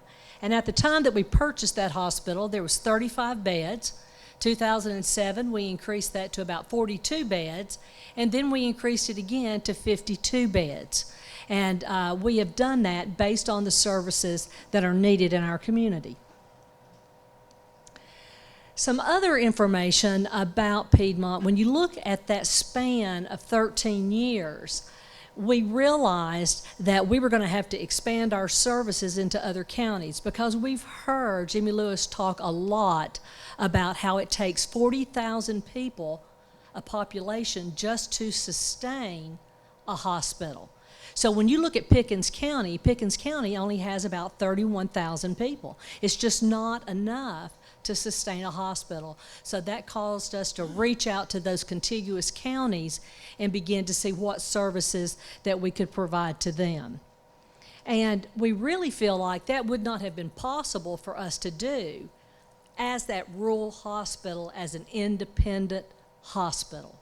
We felt like we had to have that partner, and Piedmont was the perfect partner for us to do that with, because they were going to have the resources and the capital that was going to be necessary for us to provide those services.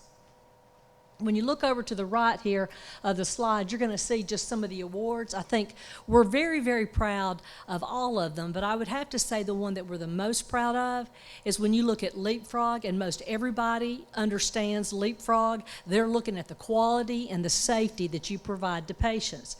And when you look at quality and safety at Piedmont Mountainside, we have had 4 consecutive years of making an A on Leapfrog. And let me tell you, it is not easy to do. And one other thing, we have not had a serious safety event in about 840-something days, several years. No one wants to go to a hospital where they have a lot of serious safety events. You want to go to one that's definitely safe and provides quality services. So we're very proud of that. And we're probably one of only 823 hospitals that has been able to achieve that A. And we all know there's a lot more hospitals in the United States besides 823. When we talk about capital investments are absolutely massive and expensive. Every new service you offer comes with new technology and equipment, and that technology and equipment is changing every day. It's advancing. And so when you look at Mountainside, Piedmont has $33 million on capital improvements over the last 13 years. That is a lot. That is a lot. When you look at some of those advancements, some of the things that we've done is we've expanded the emergency department, where we've also added additional CT equipment. Imaging is extremely expensive. And when you look at the CT scans, your MRIs, not only do you have to upgrade them so you get the latest technology, now reimbursement is being affected if it's not upgraded to a certain level, and reimbursement goes down. Just one more thing that takes reimbursement away from the hospitals and the communities and the patients that we're serving. We also opened up outpatient imaging in Ellijay. We opened up outpatient imaging in Canton. We have a very strong presence with cardiac imaging. And when you look at all the different physicians that we have in the areas, one of the things that I think is absolutely amazing is the number of physicians that we have and the specialties that we have available right here locally. And I can tell you from working in a system in the past where you had all that available to you because the population supported it, when the population doesn't support it, it's very, very expensive to that healthcare facility because you're offsetting the losses of those specialists that are here providing those services. So you can see that we have added imaging, we've added wound care hyperbarics, we've added new CTs, we've added lots and lots, soft lab, we've added new electronic medical records. The electronic medical records that we have connects all of our hospitals together, and it connects all of our physician offices together, again, raising the level of quality and safety. Now comes the part that really makes it hard for us. Not only the capital investment is huge, but when you look at our reimbursement, when you expand services, you expand FTEs. Our FTEs have gone from 192 to 468. When you look at where those employees come from, 33% of our employees come from Pickens, 23% of them come from Gilmer, 17% from Cherokee, 5% Fannin, and you can see those numbers as you go down. When you look at our net patient revenue, as you can see, our net patient revenue has gone up. Looks pretty good so far, right? But then when you come down to that next line, that's where we begin to really struggle, because in 2005, we were getting about 39.8%. Today, 17.9% is actually what our percentage of reimbursement is on each dollar. Then, when you look at indigent and charity care, in 2005, about $1.6 million. 2016, $15 million. And if you were to take a guess at where you think the majority of our indigent care originates, where do you think it originates? In the emergency room, absolutely.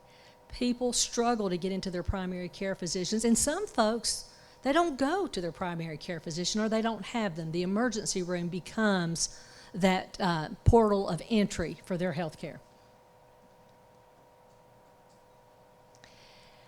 But it's not something that is unique, the reimbursement changes and inflation that we're experiencing right now.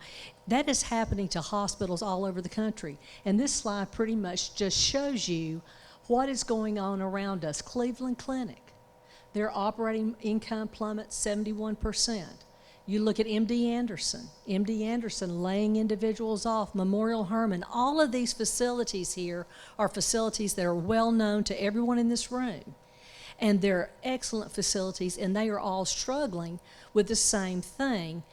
But think about it for a minute. The size of those facilities in comparison to our small rural hospitals and the amount of philanthropy that they have to support some of those facilities. And they're struggling. When you look at Mountainside, I thought that one of the slides that we would want to show you too, to continue to pretty much make the point that we're showing today about the challenges and the struggles of rural hospitals, is if you look at our payer mix, as you can see, Medicare stayed pretty flat, Medicaid's flat, commercial has dropped, self-pay has gone up. And right, wrong, or indifferent, commercial in the past has been that balance of helping us, break even. The next slide, I'm going to have Lindsay Gard come up and show you because it can put it in terms that we can all identify with. She's going to talk to you about a hip patient and all these payers and what impact the reimbursement has on us by looking at that example. Good afternoon, everyone.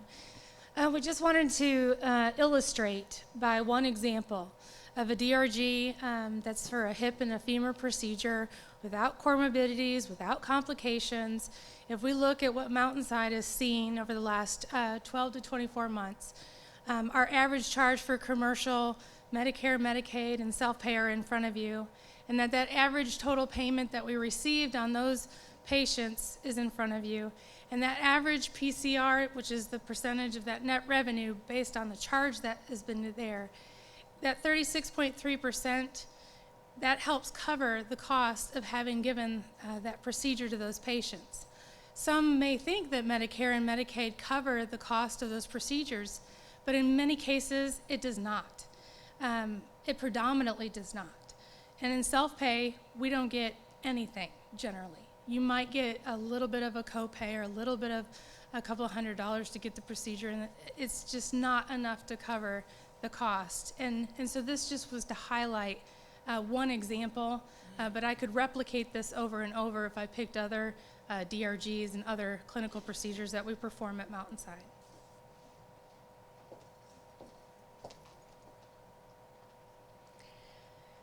Again, just to show you the demographics, the population. We talked about Mountainside and we talked about the counties that we predominantly serve, Fannin, Gilmer, and Pickens. I think the thing of note here is that when you look at the poverty levels of these particular counties, Fannin's 23%. When you look at Gilmer, it's 23.5%. And Pickens has the best poverty level out of all of them at 11.6%. So you start adding all these things together, and it really makes it difficult for the rural hospitals. And we're not unique. I mean, this is happening all over the country and all over our state of Georgia. Again, this shows you those same three counties, and it shows you where they predominantly go to get their health care. And as you can see, those three, the majority of them are coming to Piedmont to get the services that they need. And I can't reiterate enough about the population that you have just in general to be financially viable. But again, when you look at our residents, you see that it's not easy for us to continue to provide these services. So why is all this important? It's important because these reimbursement challenges due to payer mix shifts, fluctuations in our exchange plans. We talked a few minutes ago about how we upgrade all that capital, and in particular in imaging, it costs so much, $1.5 million or $2.5 million for a single piece of equipment. And now the Centers for Medicare and Medicaid are coming back, and they won't pay you, or they'll reduce your reimbursement if you don't have a certain level of that piece of equipment. Also, the increasing cost just to operate all of that technology. And when you think about it today, I think we're all experiencing higher deductibles. And when we experience those higher deductibles, we begin to shop around to try to determine where we're going to go get our health care, making sure that we're getting the best price. But what we're finding out is in those high deductible plans, it's turning into bad debt. So when it turns into bad debt, it's just another strike that is impacting us from a reimbursement and a viability standpoint. And all of those things there contributed to North Georgia Medical Center closing their door. So what happened when they closed their door is that there was no acute care services in that county at all. And when we would come up and we would talk to the residents, it's like, what are we going to do? When we looked at what service level they were in need of the most, it was emergency services. And I'm going to tell you that within our solution to that was to try to open up a freestanding emergency department. 2 months after opening that emergency department, we had a 25-year-old come in having a STEMI, which is a myocardial infarction that is one that you better take care of pretty soon. It being a young man, that is even more dangerous because a lot of times they don't survive. We had him in the emergency room in Ellijay for an hour and a half, just stabilizing him enough to get him to Atlanta so that he could be taken care of. Is anybody interested in his condition today? He is absolutely 100% fantastic. He survived, he did well, and within just a few weeks, he was up and about. And I don't think that would have happened if we had not had that emergency services, because from the time it would have taken him to come from Ellijay to Mountainside, it could have all turned a different direction. So it makes a difference. So we said we felt like if we could get that emergency department, at least we had the ability to do acute care, stabilize, and transfer the patient. Now I'm going to let Lindsay tell you what process we went through to open that freestanding emergency room. Well, as soon as I heard that Mountainside and Piedmont wanted to pursue this, I honestly thought to myself, I'm about to volunteer to take on this project and make sure that it happens for the community of Ellijay and for Gilmer County. And that was in roughly June of 2016 that I took that project on, and I couldn't be more happy that it's open today. It was a long process in some people's eyes. They thought, why is it taking so long? It's been almost a year and you're not open yet. Well, I'm here today to explain that there's a process in place that is out of our control in many ways. It was extensive because it was the first of its kind in Georgia. So each, I want to say local and state and federal level agencies wanted to review and make sure that we were crossing our T's and dotting our I's and making sure that we thought this all the way through. And I bear to say that we did. We had separate meetings and committees that got together to think about, well, what happens if this patient arrives with this diagnosis? What happens if this patient arrives with this diagnosis? How are we going to react? What are the ER physicians going to do to make sure that that patient's well cared for? And how are we going to get them for a higher level of care when that's needed? So we did think through all of that.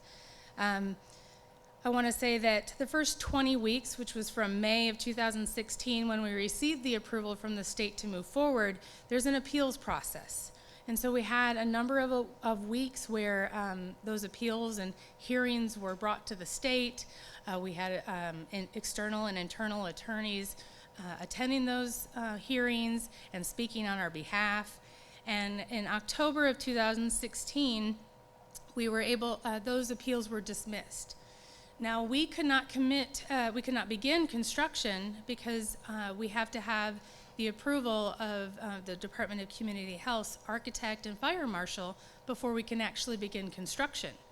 So they came in around October, but then there was still the appeals process that I think there was a little bit of confusion on our part, or maybe it just wasn't clear. Are they over? Are they not over? And we finally got the approval to begin construction on November 16th. So from November 16th to April 3rd, that was a period of 21 weeks, about 5.5 months it took us to actually get the location opened. And when I think about that, 5.5 months to do 9 weeks of construction, go through the levels of local and state and federal approvals, I thought that was pretty good. But it's very difficult to communicate that to the folks in the community because there's so many layers, and you can't. There's a domino effect in that you can't start one thing without this approval. And when we needed to file with the CMS and Cahaba to be able to bill at that location, we found out that we couldn't because the previous hospital had not revoked or voluntarily terminated that. So that's an 8-week timeline. And then we had to wait for that to occur before we could file our document to CMS to bill. So that's another 8-week timeline. So all of those things compounded itself to really feel like it was taking a lot longer, but in actuality, those 8-week timelines, they're in existence for everything that anybody comes to for services for C of S. That was not unique to the freestanding ER. But so it just highlights at the top that we have the state fire marshal, the state architect. We got our certificate of occupancy much earlier in the process, but we still needed to have the State Board of Pharmacy. We needed to have the DEA approve our pharmacy. We had the state lab inspection come in. We had CMS had to approve. And then we had to finalize it with the state licensure approval at the end of it, and that's when we opened it on April 3rd.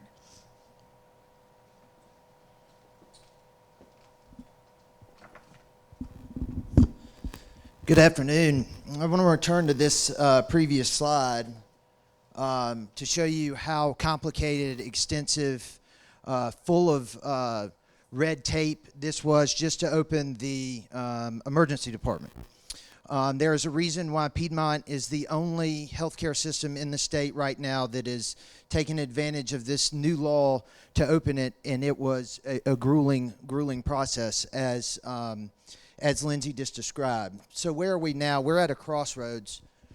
With the assistance of Sunlink, we completed a state inspection and saved the CON at Gilmer County so that it didn't expire on June 6, 2017. Once a hospital closes, the CON remains in effect for a year, and we were able to work with Sunlink and the state, get that inspected, and take that deadline off of us as we move forward. I know that at previous meetings of this council, you heard from Robin Rao at Miller County, you heard from Archibald, you heard from Jimmy Lewis, and for rural hospitals to survive, they must diversify to promote stability and embrace change with visionary and educated boards. So we're at a crossroads. The important thing to realize, under current state law, CON regulations allow us to acquire the CON, but it does not allow us to acquire the bed license. We would have to apply for our own and move forward with that. What if there was another path that could prevent or at a minimum help stall these rural hospitals from closing? And we have a couple thoughts to submit to you for your consideration on that. So this is kind of shows what we've gone through and what needs to go forward. As you can see, it is a long, extensive process, and let me be quite clear, Piedmont is an ardent and strident supporter of the state CON program.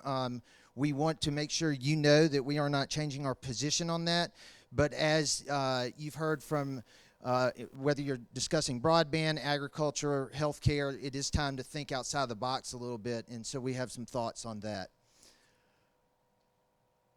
What you see here are the 14 red stars are hospitals in rural areas that could potentially close and could potentially be affected by the proposal that we're about to submit to you. In fact, you'll see the red star up in Stevens County, Toccoa. They announced yesterday that they're seeking a larger health system to partner with, or they will be closing down. And what you see here is you see the 7 hospitals. It's actually 6 because Jenkins County was and Millen was saved at the last minute, but up to 7 could have closed since 2010. 2 were rescued, but you'll notice that 1 was rescued by an out-of-state company. You'll see that Hart was rescued by Ty Cobb. And while we recognize that larger systems or larger hospitals will probably need to partner with some of these rural facilities to make it more sustainable, we also think that it's important that those hospitals and systems are local so that the community knows the brand and the quality that they're receiving, and the systems already have some sort of core investment in that community. So proposed models for moving forward. Under current state law, micro hospitals are not allowed. I'm going to pass around a article regarding micro hospitals and some of the successes that they've seen in other states. A state law would have to be changed to define that, and that's obviously up to the wisdom of the legislature, but those are some thoughts of limited inpatient beds. Currently under state law, a hospital must be 50 beds. Obviously, we saw what happened here in Ellijay when their average census was 2 patients. You cannot maintain a 50-bed hospital. So we think micro hospitals should definitely be looked at. And you'll have to limit the number of inpatient beds, require those basic ancillaries, and have an emergency department that can stabilize, treat, and transfer. And then in a way to incentivize stable hospitals and health systems to invest in those rural communities and partner with those struggling hospitals, we would submit to you that you ought to consider allowing the purchase of the bed license in addition to the CON, allowing the inquiring hospital or health system to transform that rural struggling hospital into a micro hospital equipped to serve its community, and then allow the remaining beds from the rural hospital's license to be taken to the acquiring hospital to ensure system-wide capacity. And obviously there would have to be a limitation on that that wouldn't be a free-for-all. And we would suggest that, that it would be a contiguous county limitation, which is found in many places under state law. And the 35 miles, a lot of people may ask questions on that. That is actually a CMS requirement, which is why you would want to consider that. And then the micro hospital could, of course, be moved or rebuilt anywhere in the original county. So that's a summary of some of the thoughts we've had on it, some of the successes we've seen here in Gilmer County, the path it took for us to get there, and some of the things that we're thinking about moving forward now that we have protected that CON for this community and seem to be warmly embraced for the emergency services here. So with that, why don't you all come back up, and we're happy to answer any questions. No, you go first. No, you first. Well, I appreciate what you're saying about partnering with a continuous county, but talk to people in rural Georgia who've partnered with hospitals in continuous counties and then come back and tell me the same thing. Everybody that you're partnering with is not like Piedmont, and you can come to South Georgia and we can tell you some stories. And Calhoun County partnered with Miller County. And Calhoun County Hospital that you spoke of partnered with Miller County.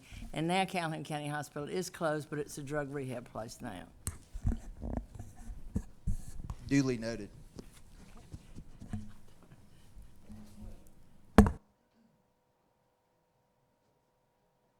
Just want to say, you know, Mountainside is based in my town. And you talk about a wonderful partner, I think, in our economic development and quality of life as a great place to live is based on what Denise and them have done there. Took a lot of vision back there when it was sold to Sunlink from our local people, and then it's worked out great for us, and y'all are just a great partner. We really appreciate it.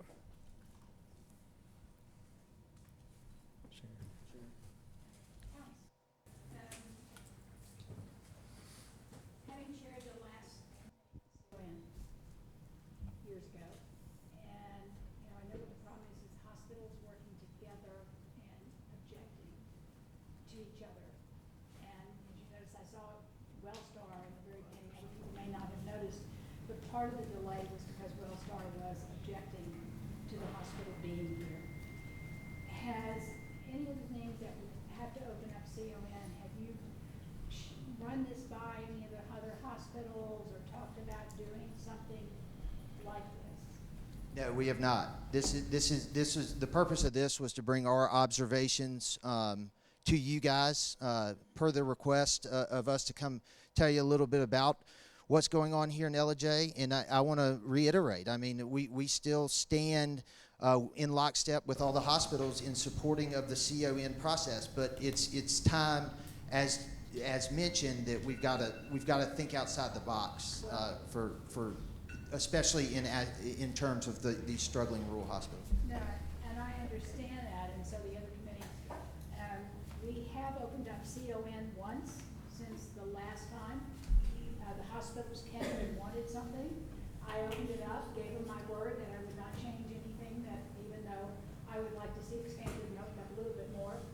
And so we have done this, so it is possible, and, you know, I certainly would be glad to work with you on that, but I think it's going to take a lot of encouragement from this committee and the speaker and everybody else for us to change some of these rules.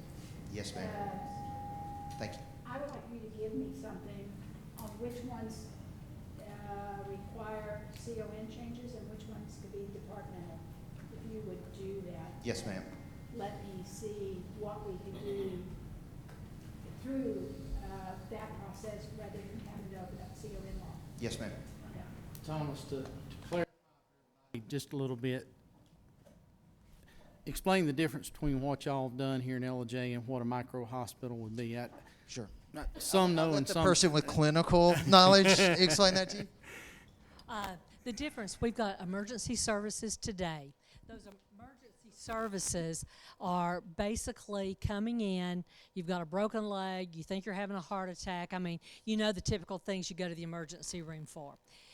Today, that's what we have. We would stabilize you. There's no way that I have a bed to put you in if I needed to give you fluids for 24 hours or if I needed to administer an antibiotic IV and I need for you to stay here. That I can't do today in that emergency room. It is treat and transfer to a hospital or treat and street, as we say in the emergency world. And a micro hospital would basically be a emergency room with all those diagnostic services, x-ray, lab, all of those. In addition, have 2 to 10 beds max that you actually could keep patients in that needed to be observed for 24 hours. You might have a congestive heart failure patient. You know, a lot of times you can bring them in and they need to have fluid taken off. So you want to keep them there for 24 hours, make sure they're okay, and send them home. We can't do that today in an emergency room. That's the difference. I want to add one more thing, Mr. Chairman. It is important to note that when we say emergency department down the street, it is a fully functioning emergency department with all radiology, all imaging, a fully functioning lab, fully functioning pharmacy.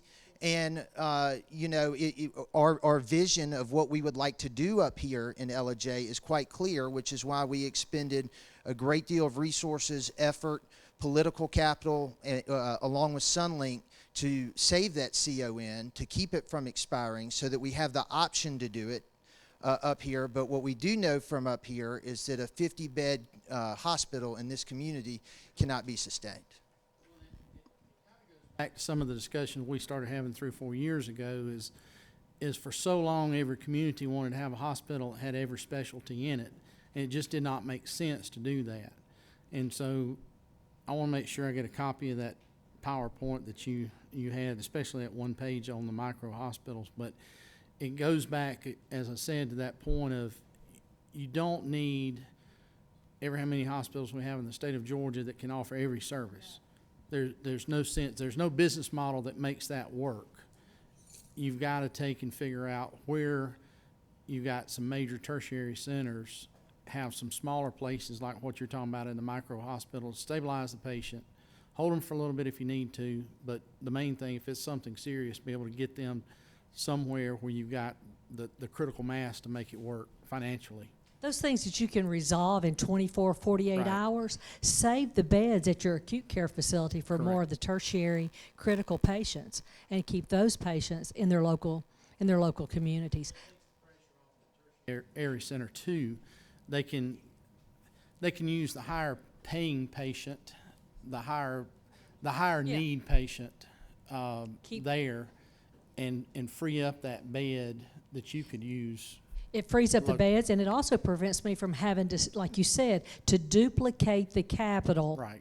at both facilities when I'm not going to have the volume to pay for that expensive piece of equipment at both places. We spent about $2.2 million to upgrade the emergency department, the pharmacy, and the lab. If you've not been there, you ought to go by and see it. It is really nice. And the physicians that take care of the patients, it's the same physicians that we have at our, and nurses, and lab and radiology that we have at the hospital. It's the very same level of care. Okay. Darlene? I do want to verify, it is 24/7. It is 24/7. And what level, is it a trauma center or? It is not a trauma center, it is a traditional ED. We're not one of the level 1s or 2s Right. or 3s. Okay. Also, does this require some changes with CMS for you to be able to build when you're a standalone ER as opposed to a full-fledged facility? Is there reimbursement different? The freestanding that we established is considered hospital-based. We're under the same tax ID as our Jasper, our Mountainside Hospital in Jasper. That's how you got around it. Right. Okay. And also, what do you do with your psych patients? Do you have that issue? We have a major psych issue, just like everybody else in the country. Major. And we have a contract with a company system-wide, and they come in and they have to evaluate the patients within a certain time frame. And then if we have to, and we can't find placement for them, the company that we're contracted with, Mountainside Piedmont, pays that company to take them into their facility. Okay. And I will say that we went from about 15 psych patients a month to, we have on average, 6 to 10 every single day. It's hard. I know y'all experience it as well. We are. Thank you.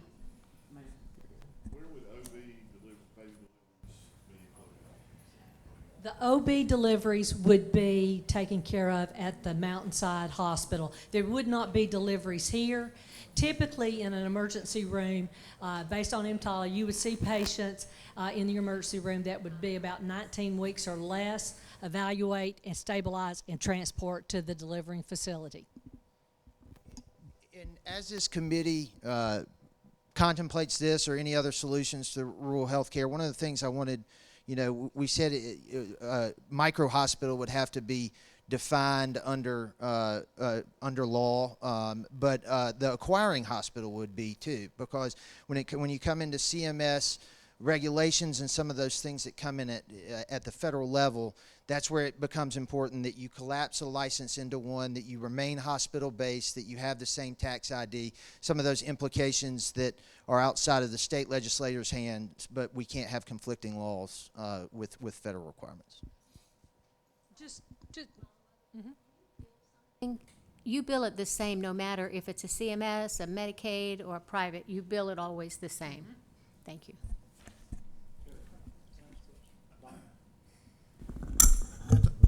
Early on, you had shown a slide there about changes in billing from 2005 to 2015. The one, and if I recall it correctly, it showed indigent care from 1.5 million to 15, I think. I was just curious. I don't understand that. Why such a big difference? I mean, I just don't understand. If you could explain it to me, why there would have been such a big jump in indigent care. The way we measure the indigent and charity that we serve is based on those gross charges. So if we have a self-pay patient that comes in, whether it's an ER or an admit into the inpatient setting, whatever we would charge a Medicare, Medicaid, self-pay patient would charge, the same thing based on their acuity level and whatnot.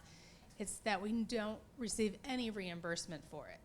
So naturally, when we see that gross revenue go up with expanded services and everything, that those inpatient dollars would also grow because it's gross patient charges that we never get paid for. Okay, then it doesn't have anything. We can't really measure it on a net payment because we're not getting paid. Okay. But we would, if that indigent was a Medicare patient and we charged them, we would have received some level of reimbursement. We're not getting anything for those indigent, and that's why we qualify it or quantify it in that way. I mean, it didn't have anything to do with the difference, more Yes, there's- people who were indigent, it had to do, okay. Well, it does. It's a combination of everything. That's one factor in it. But the other factor is, patients don't come in. When you come into the emergency department, which is where most hospitals' business a lot of times originates, that's where the majority of it comes. That's where the majority of your admissions come from. Right. And when they come in, you can't ask that patient based on EMTALA if they're able to pay for the service. So patients will come to the emergency room because they know they don't have to pay. So you can send them bills, all day long, but it doesn't mean they're going to pay you. So we have about 25% of the patients that come in the emergency room are self-pay. They're not paying anything. So the volume of indigent patients has increased. Okay. And when you look at the counties, you've got 23% or 24% indigent in Gilmer and 24.5% in Fannin. Okay, thank you. One other factor is the movement of a lot of plans to high deductible plans. So when these plans are being moved to high deductibles, and individuals who are used to being responsible for about $200-300 are now responsible for $1,500, $2,500, $5,000, they're not going to be able to afford that. And that $5,000 now goes into the self-pay bucket, because self-pay, unfortunately, all too often usually ends up meaning no pay.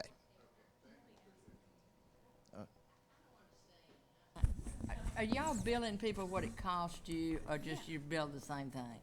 Everybody gets billed the same. Just what it costs to provide the service? You're building We're that. not billing costs, no. No, okay. They build the bill. Okay, thank you. I did want to add something to this slide when I was making reference to what when I talk about average charges, we might have gotten 5 commercial patients with this DRG. We might have gotten 50 Medicare patients with this DRG. So the average total charge for these patients is based on actual patients that we've seen in that time period. So that's why it's not the same charge for those patients, if that makes sense to anyone. I want to make sure that this slide is clear, because it's an average. Same with the payment. But what I wanted to point out to you, when I see a negative 2,470, we get paid, and then we have to cover the cost of having done that procedure, which is $13,742, and there leaves that gap, the 2,470. But what I neglected to mention is over 50% of our patients are Medicare. And I'm just going to reference my, that slide right there.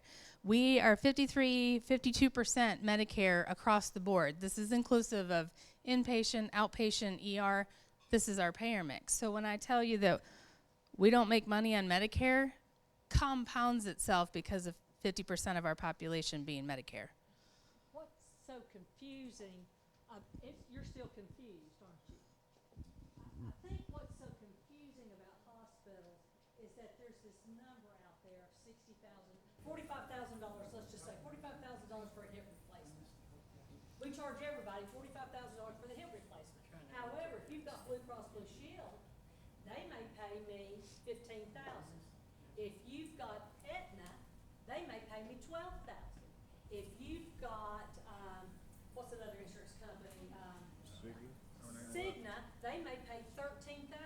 When you take all 3 of those payments and you average it together, you're going to say, okay, you get about $14,000 on average from your insurance company. So I got the $14,000 from the insurance company. So then I go back and I say my salaries, the implants, everything that it took to do the case cost me $15,000. So I got 14, but it cost me 15, so I lost $1,000 on that case.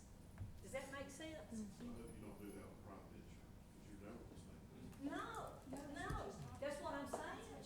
What were you paid by Medicare? We have, yes, we do. What we do, every 3 years or so, we sit down with every insurance company out there.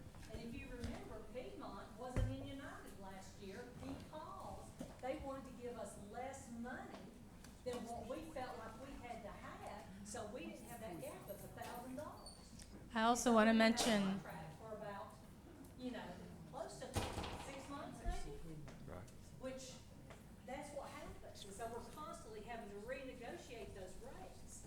And so, did that help? Well, it helps. I was just looking at the commercial, what you had for the commercial charge and what you had for the other charge. I didn't understand. They're different. They're and not all that's the same. an average based on the Commercial number charge, of. you had 43,000, and down here is self-pay for 58,000. I didn't see. So let me put it into a different Why would you context. charge more for self-pay? So a If Medicare. I'm just a farmer and I'm gonna go pay cash. Yes. It's all right. So most of the population that's Medicare would be 65 and older, right? They come in with this DRG. They're going to have other things, and I don't necessarily mean the comorbidities necessarily, but they might need more supplies. They might be in the hospital for a longer length of stay, and for every day they're in the hospital, that's another charge. So now, when you talk about commercial, that's mostly, I want to say, healthy individuals that do have to come in. Say they fracture their hip, they come in. They don't have to stay in the hospital as long. It's that length of stay that raises that gross charge up, that average gross charge up for the patients. So commercial makes a healthy person. Yeah, if you're a commercial. Generally speaking, if you're say you're 45, you're working at the school, and their insurance coverage is Blue Cross. You slipped, you fell, you come in, you're there for 2 days, and you leave. It is, commercial. Yes. Some people refer to it as managed care. That represents the United Healthcare, the Cigna, the Blue Cross. That's a roll-up. We just call it commercial. That's a roll-up of all those different. Okay. Yes, it is. It's private insurance, but if I were that Medicare patient, I might have high blood pressure, I might have diabetes, plus I broke my hip. So I'm not gonna go home in 3 days. I'm gonna go home in 6 days, so the charges go up. Okay, change the question just a little bit, getting back to the Ellijay, what you're doing here in Ellijay. So in the time that the facility's been open, how many folks have come through the door? Oh, goodness. We are seeing on average 29 to 30 a day. I don't have those exact numbers with me. Thousands, more than we had thought we would at this point. We have almost, we thought we would do 10 a day to begin with for so many months. And right out of the gate, we're doing a minimum of about 30 patients every single day. Okay, how many of those are truly emergent? I can get you the answer, but I don't have it right now. I will tell you this, what is pretty interesting is a lot of the patients that we see here, as well as, they probably can hear me without the microphone, can't they? Well, but they need to get you to. Okay. Both of Mountainside and Ellijay both see pretty sick patients. We probably have the second highest acuity patient of all of our hospitals. And again, that's pretty amazing, but I think folks here, I mean, they don't always go to the doctor until the last minute. And I'll tell you something that our other hospitals don't see, probably 20% of the patients that we see in both of these emergency departments are pediatric. Oh, okay. Pediatric. So how many, percentage-wise of the 30 a day, how many are you having to admit? We are typically, I would say, admitting, it's 8% Okay. is what we're admitting pretty much every day. And last question for me, and I think Chair Lady Cooper has a question. What are you expecting to lose by the end of the year? On the emergency department? Yes. You've got that. We projected in that first 12 months $1 million loss. So, but you're seeing 3 times what you were, okay. Chair Lady Cooper. Thank you. I'm back to the reimbursement. One of the problems we're having in South Georgia, where Blue Cross Blue Shield is the only provider, is they are offering the contracts below Medicaid rate. Is Dominique from Coffee County? Yes. That hospital was in trouble because they were trying to pay the hospital on a contract where they're the only provider, and that hospital is out of contract because they were offering them so little, and the doctors are in serious trouble down there. Is Blue Cross Blue Shield treating you the same way, or is it because there's competition up here, they're not trying to do this to you? Well, we're getting ready to renegotiate Piedmont S Blue Cross. I think the longer answer will be stand by. But now, they did put in, it was in one of our slides. I know, that's what I'm saying. There's nobody down there, there's no providers in South. I was just going to say that one of the slides showed that Blue Cross Blue Shield of Georgia was trying to stop covering emergency room visits unless they deemed they were appropriate. But they've backed off. They have backed off of that right now, for now. And I also would say that again, the standalone rural hospitals, it's very difficult for them to have any negotiating power, and that's another reason why the larger systems can help. All right, one more, and then we're going to ask everybody else to come back up because we're getting close on time. Well, Darlene.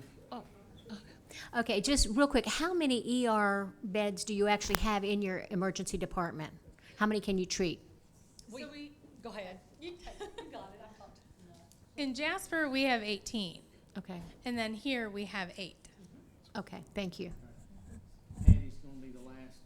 We're going to let y'all take just a second. Get your breath after Patty, and then we're going to get everybody else back up for just a minute.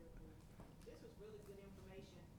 You referenced in your slide, I think, that your comment about the amount of money you had to spend for construction and purchasing new equipment. Can you share how did you raise those funds? How did we raise? No, she's referring for the $2.4 million.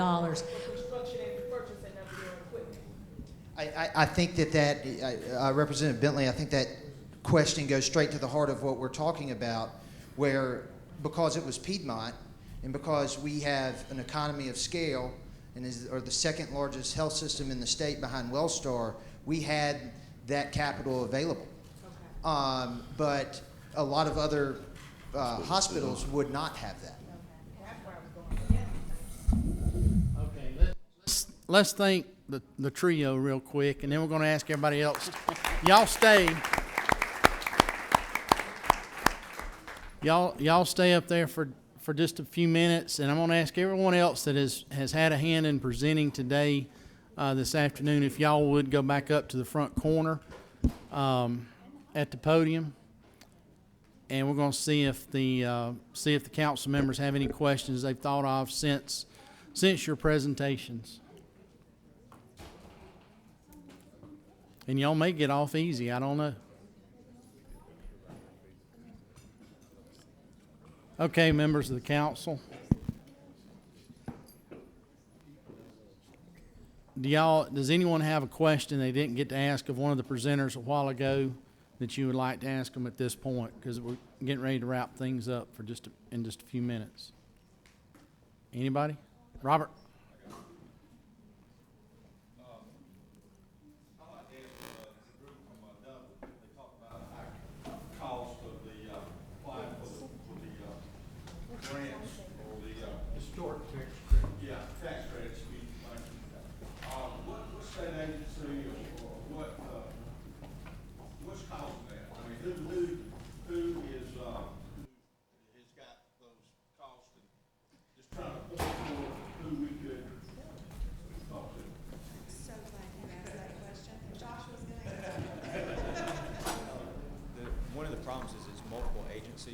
One is the law is complex, but it requires that you go through the Historic Preservation Division the Department of Natural Resources, and that you also go through the Commissioner of the Department of Revenue, and you also have to go through the National Park Service. And if you want to, the main problem that you've got with small projects is that to use the tax credits, you have to have, there's all these tax criteria to be able to use the tax credits. Luckily, because of the new law in Georgia, you can transfer the state ones, so there's a market for it. But on the federal ones, you have to set up these limited partnerships to be able to use them. And when you're talking about small towns that are trying to utilize these tax credits, there's just not the expertise in the small towns to know how to establish those. So what's really happening is all these historic tax credits, the vast majority of them are going to your urban areas. You know, a town like Dublin is right on the brink. We have maybe a couple of projects that are large enough to justify those administrative costs. So what I was suggesting is that somebody at the state level, like at the Office of the Downtown Development Programs, that if they had a consultant or an expert, or whether they hired somebody independently to be able to go to these towns and say, if you've got an economic development prospect that wants to you know, basically renovate and utilize a building, we will help you, show you how that can work, and lead you through that process, because it's hard. I mean, it's not easy.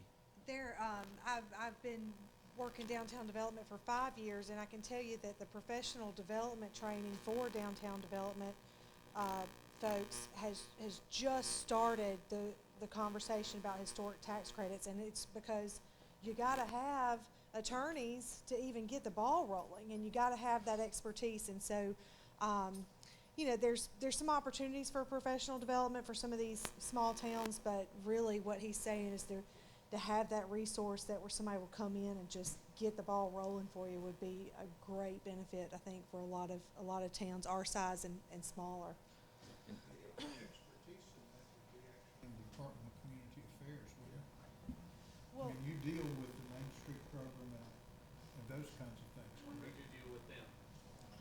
As I recall, there was a bill this year to move the historic tax credit into the Department of Community Affairs. That did not. It did not make it out of the Senate.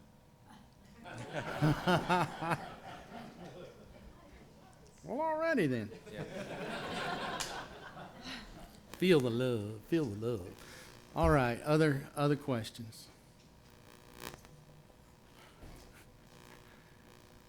Okay, well, that seems to be kind of the wrap up of things. Thank y'all, each and every one, for being with us this afternoon. And we certainly do appreciate what you come to share with us. We appreciate the passion that you have for what you do and where you're doing it. So thank y'all.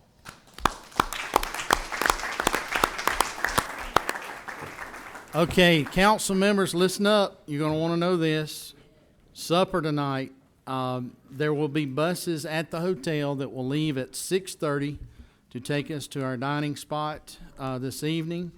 Remember that in the morning, our meeting starts promptly at 8 o'clock at the Dalton Convention Center, which is going to be just kind of right around the corner from where we're spending the evening.